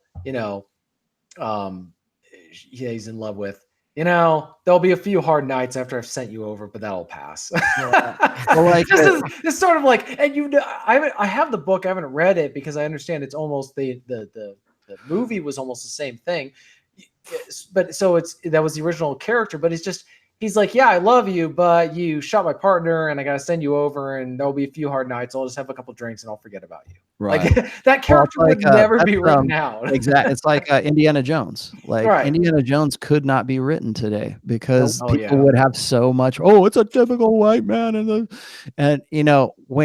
What I think is interesting is you watched like Raiders of the Lost Ark. The chick who was in the co-star in that, she wasn't she was kind of, she wasn't as feminine as I would have imagined a woman would be. Like, you remember that part where like she wears that kind of silky dress? That's the first time she looks feminine. Oh, at the end there, yeah. But like, if you were to hold that up as a film, I think most social justice warriors would say, "Oh, she's a weak woman. They're deliberately writing weak." No, not at all. Yeah, she owned that bar in the beginning. She belted him in the face. No, she also machine guns a bunch of Germans. Yeah, she's clearly tough, but Indiana Jones doesn't care. None of that phases him. It's not even a girl. It wasn't a girl power moment. I think that's the thing, is it wasn't written to be that. It was just kind of funny. She's locked in a cockpit that happens to have a machine gun, and there's a bunch of guys coming up, so she shoots at them. So there's this idea that whereas films nowadays, the girl power roundhouse cop Ally McBeal type is so blatantly obvious. It's a preachy sermonizing moment in the film. I did not see the Captain Marvel movie. I just refused to go. I refused to whine about movies and then go pay money to go see them. Like so many of my friends do. They complain about Star Wars. Can't believe they're going to do this, and then they go pay $20 to see it. It's like, I only hope that Endgame lives up to the hype, and I only hope that I don't have to go see Captain Marvel to understand what's going on in Endgame. I don't think so, and I'm honestly not going to go see that movie in the theater because I can go get it for free from the library and then just watch it on my TV. Like, you know what? These people have to earn my money. If they're going to go insult me, and they didn't force what's her name, that flat the Brie, whatever her name is, that she's named girl. She didn't have to go apologize for the comments she said about us. So it's like, why would I give those people money? Right. Well, I see the Captain Marvel controversy and really Disney. I mean, you probably are aware of how Disney manipulated Rotten Tomatoes to Oh yeah, oh yeah. Mhm. and all that kind of stuff. Um, when I see the length and breadth of the control that Disney has over all of this stuff, it makes me not want to see anything by them anymore, because they're just simply forcing, social justice, ideology down our throat, because it's like, this is what you're going to get. We know you love Star Wars. This is what you're going to get. We know you love Marvel. This is what you're going to get. And I'm really scared right now as to what's going to happen with the X-Men too. Once Disney gets a hold of Fox's licenses for that. But I didn't watch it because I see, if you go and you look at Brie Larson when she was talking about that movie, if you've been following my Twitter, you know that I've been talking about the gender war that's been going on, and I really feel strongly that we're in a gender cold war right now, and it's just going to accelerate up until the 2020 election cycle, to the point where everybody hates men so much it will seem like a moral imperative for you to vote for a female candidate. Well, the every month there's something, right? There was the Gillette commercial. Then there was the APA ruling of the American Psychological Association saying that traditional masculinity was a psychological Mental disorder. Yeah. And nobody can define traditional masculinity. Well, what's funny is it even got, I know Jack Donovan doesn't do much commentary on this stuff, but that even got him to get out of his hibernation to write about it. So when he wrote about it, I realized this is something to not that I didn't take it seriously, but I know he took a long break from writing. So for him to come out and say something, talk about it. Yeah, well, because we're in a social cycle right now where we are expected to hate men, and that's exactly what Brie Larson was doing. It was just she was that month's layer to lay on to the rest of us here. And she even said, she was giving some kind of speech at the Women in Film convention or something like that, and she said 2019 is the year for intersectional feminism. And I'm like, why is it 2019? Why is it not 2015? Why hasn't it come before now? Well, the reason for that is and on the one. So when I look at that, and I look at the don't think for a second that them releasing this film on International Women's Day was a coincidence, because you got her and Samuel L. Jackson talking about, hey, we're releasing don't forget to go see Captain Marvel on March 8th because it's International Women's Day. Well, what am I supposed to get at? Is this an actual work of art, or is this propaganda for International Women's Day? Well, as V would say, there's no coincidence, only the appearance of coincidence on this stuff. It's all and that's what's really frustrating about these films, is that because think about, with a film series like this, you're only really going to get one shot with them. You're not going to go back and remake them unless it's 50, 60 years later. So they're using the one in a lifetime opportunity to do a propaganda film and to ruin it with this nonsense instead of doing a straight laced film.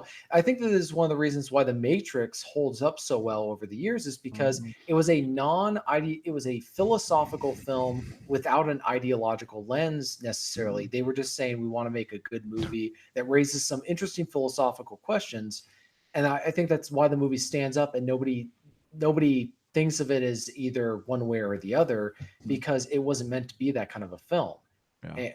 I only hope they don't go back and try to do something to it and ruin it again, and ruin what they had before, because that's the whole thing. Is I worry about them taking good old franchises and then turning them into crap, and then we don't have anything else to. I was watching the what was it, the Motley Crue special on The Dirt on Netflix, and I thought that was great because, again, it scratches my nostalgic itch, because that's what I was doing back in the day. And so I was watching that, and then of course I go and I look for the reviews of that movie on YouTube, and it's like all these little 25-year-old millennial girls talking about, could Motley Crue make it today? And it's like, Oh, no, man. because first of all, the musical industry's gone, but that's not what they wanted to talk about. They wanted to talk about all they wanted to say was this movie's horrible because they're snorting coke off of hookers' asses or strippers, boobs are everywhere. That's all they really wanted to talk about. And they wanted to say that, and they did. They said that, Motley Crue is just this sexist, horrible, band, and they could never make it today, right? Because we're more evolved than that now. Uh-huh. So I was listening to this and I go, you know what? I feel bad for this generation because they have no fun. There's nothing cool. Like when you go back and you look at the 80s and you look at I was in the metal scene, but even if you weren't, even if you were into like Madonna or Michael Jackson or Prince or any of the other kind of, standard cliched, 80s artists, ever the Police, or Sting, whatever you want, all that kind of stuff. There's nothing like that going on. There's nothing that's going to define this last decade or even the last one before that, because everybody doesn't have any fun. They don't know. It's very they think that Motley Crue getting after it with strippers is like a horrible idea. And I was thinking of this. I'm going, you know what? The last time I heard that, it was Christian fundamentalists who are trying to put warning labels on my records. It wasn't the liberals. It wasn't the liberal, It was the PMRC. Yeah, it was the PMRC. But that's what's so ironic for me, because me and my friends grew up in the 90s. And looking back, it was this period of equilibrium between the more, moral majority, if you will, and the people who are now censoring everything. But it was a period where I think you could have said anything you wanted or really promoted any art you wanted, because they could say that was the era of free speech, where you could say and do whatever you wanted, because nobody held enough power to where they could say, we don't care about it, we're going to suppress the other side, because neither side had enough power to where they could be really secure in that. Well, now we've reached a point where one side is so powerful they can shut down anybody they don't like, so they don't care about free speech. So they can just start picking. But they just say you do have free speech. You can say whatever you want to, as long as we approve of it. Not on my platform or anybody else's. You can say we're not removing. And we'll get you fired. We'll get you persecuted. We'll kick you out of your kids. It'll be worse than going to jail, because at least in jail you get 3 square meals a day. Yeah. Oh, and we're gonna revoke your bank account, and we're gonna kick you out of your kid's little sports league. You can't coach there. All this other stuff. It was an interesting era to go from that to, because for my friend and I, we were kind of noticing the same people who are all about free speech back in the 90s are now. They're censoring everything, including the people that they were defending back in the 90s for free speech. I mean, can you imagine? People were talking recently about how AC/DC was a sexist band. I was thinking, these are the same people who would have been the groupies for AC/DC back in the 80s. Like, give me a freaking break. Same thing with the millennial girls who are criticizing Motley Crue and being sexist and everything. You would have been the first girl in line waiting in the backstage. Yeah, and you know what? And you would have been happy. You would have gone home and told your girlfriends. You'll tell your grandkids about that. Not that this is relevant to Masculine Geek, but notice no band guy, no musician, no rock star is being accused of #MeToo. Right. Because no 14-year-old girl who was out backstage at one of these rock stars concerts are lamenting that. That for them is the apex of their life. Whereas I thought Gene Simmons got me too. He did, but it went nowhere. It went. Yeah. I mean, they've tried it on some, but it's mainly these guys who, I mean, it's a totally different discussion, but it just shows how stupid the whole movement is. And God knows if it's going to infiltrate or affect the geek movement or the geek culture. Well, I think so too. Like when I was listening to Jeremy talking about, like, if it hasn't infiltrated your hobby yet, it will infiltrate your hobby at some point, and he was right about that. But like I was saying, it's like there's this sort of dovetails into what I was talking about before. Like you wanted me to give you a idea of what we can do to fight this kind of stuff, and I'm telling you, go write cool stories. You can hardly fail, because there's nothing cool. There's nothing fun. There's nothing, like, there's no fucking hope, man. I mean, it's all just this apathy. It's all apathy and nihilism right now. And there's no Van Halen anymore, man. There's no upbeat songs anymore. There's no, there's no, like, I don't give a damn, I'm going to have sex anymore. I mean, God, we're talking about the stats for like 18 to 30-year-olds where guys like have gone like a full year without having sex. Are you fucking kidding me? I have had sex every year since I was 17 years old. Every year. and you guys are, and what is wrong with this by the same generation that goes around and says, the Puritans and all these other previous peoples were a bunch of prudes. Well, last time I checked, those those people were pumping out 4 or 5 kids per family or whatever. So it's just like we are the most prudish in a weird way. Our society is so weird. Yeah. Well, yeah, it's joyless. It's the killjoy. It's very sanitized. Yeah. It's very sanitized where you can look, but you can't touch. Almost that kind of thing. And so my hope is that there's some sort of renaissance culturally and artistically. I just don't know if it's going to be until the people who run things are just financially broken. I had a girl, gosh, it was back in the early 2010s. I had a girl who was she was a designer for one of my studios, and she was not a millennial, but whatever the was before, the generation before that. I want to say maybe it's Gen Z or something.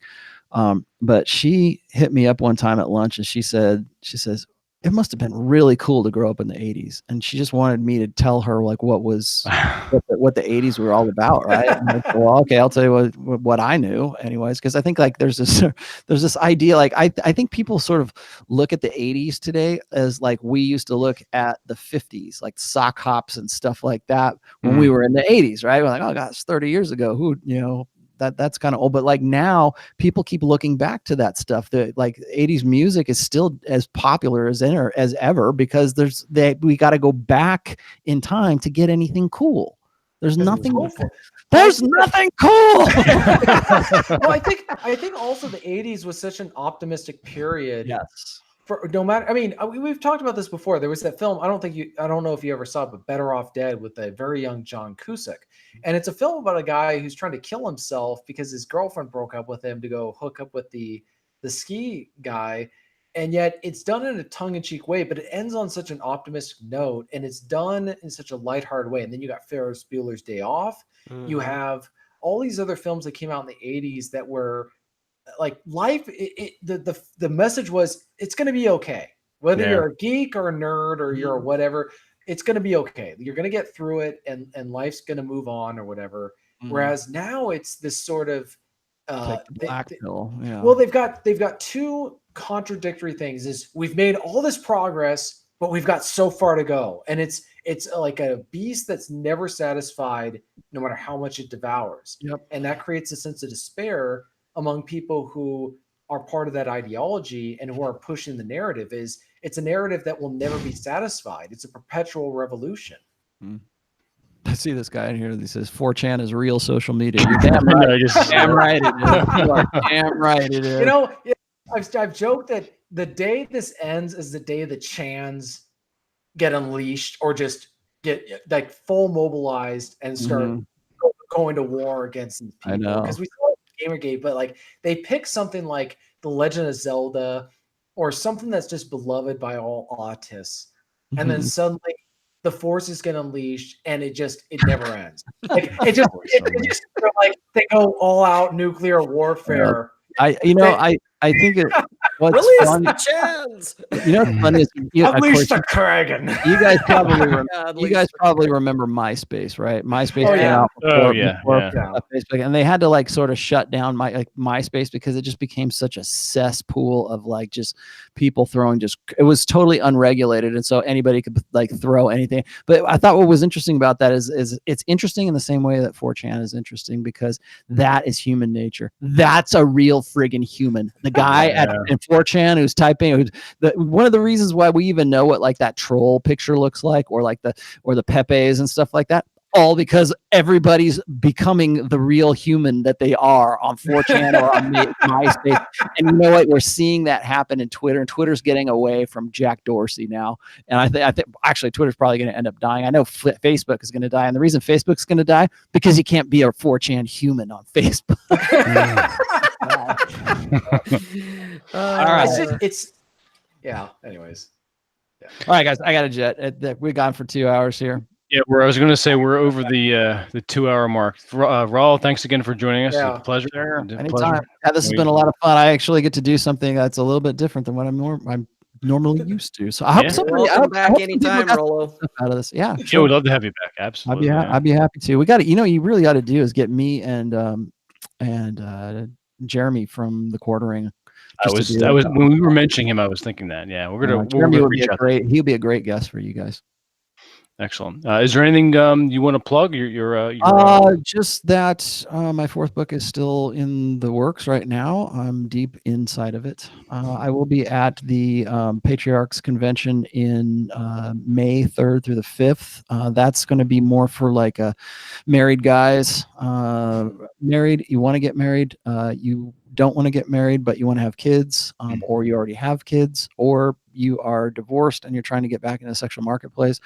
All of those apply to the Patriarchs convention. We will be in Poland July 18th through the 21st. I'll be speaking I'll actually be the keynote speaker at that one. And then we have the main 21 convention, which will be in October. I don't have dates for that just yet, so that's going on. That's about it. If you want to find more about me, you can go to my website, which is therationalmale.com. I'm sure probably everybody knows that. And then you can find me on, if you have any questions, if you want to like nail my ass about like geek stuff on Twitter, you can just find me at Rollo Tomassi at Rational Male, and I'll be happy to talk about anything Warhammer 40,000 related. Excellent, fantastic. And I'm curious, do you take commissions? For painting? Yeah.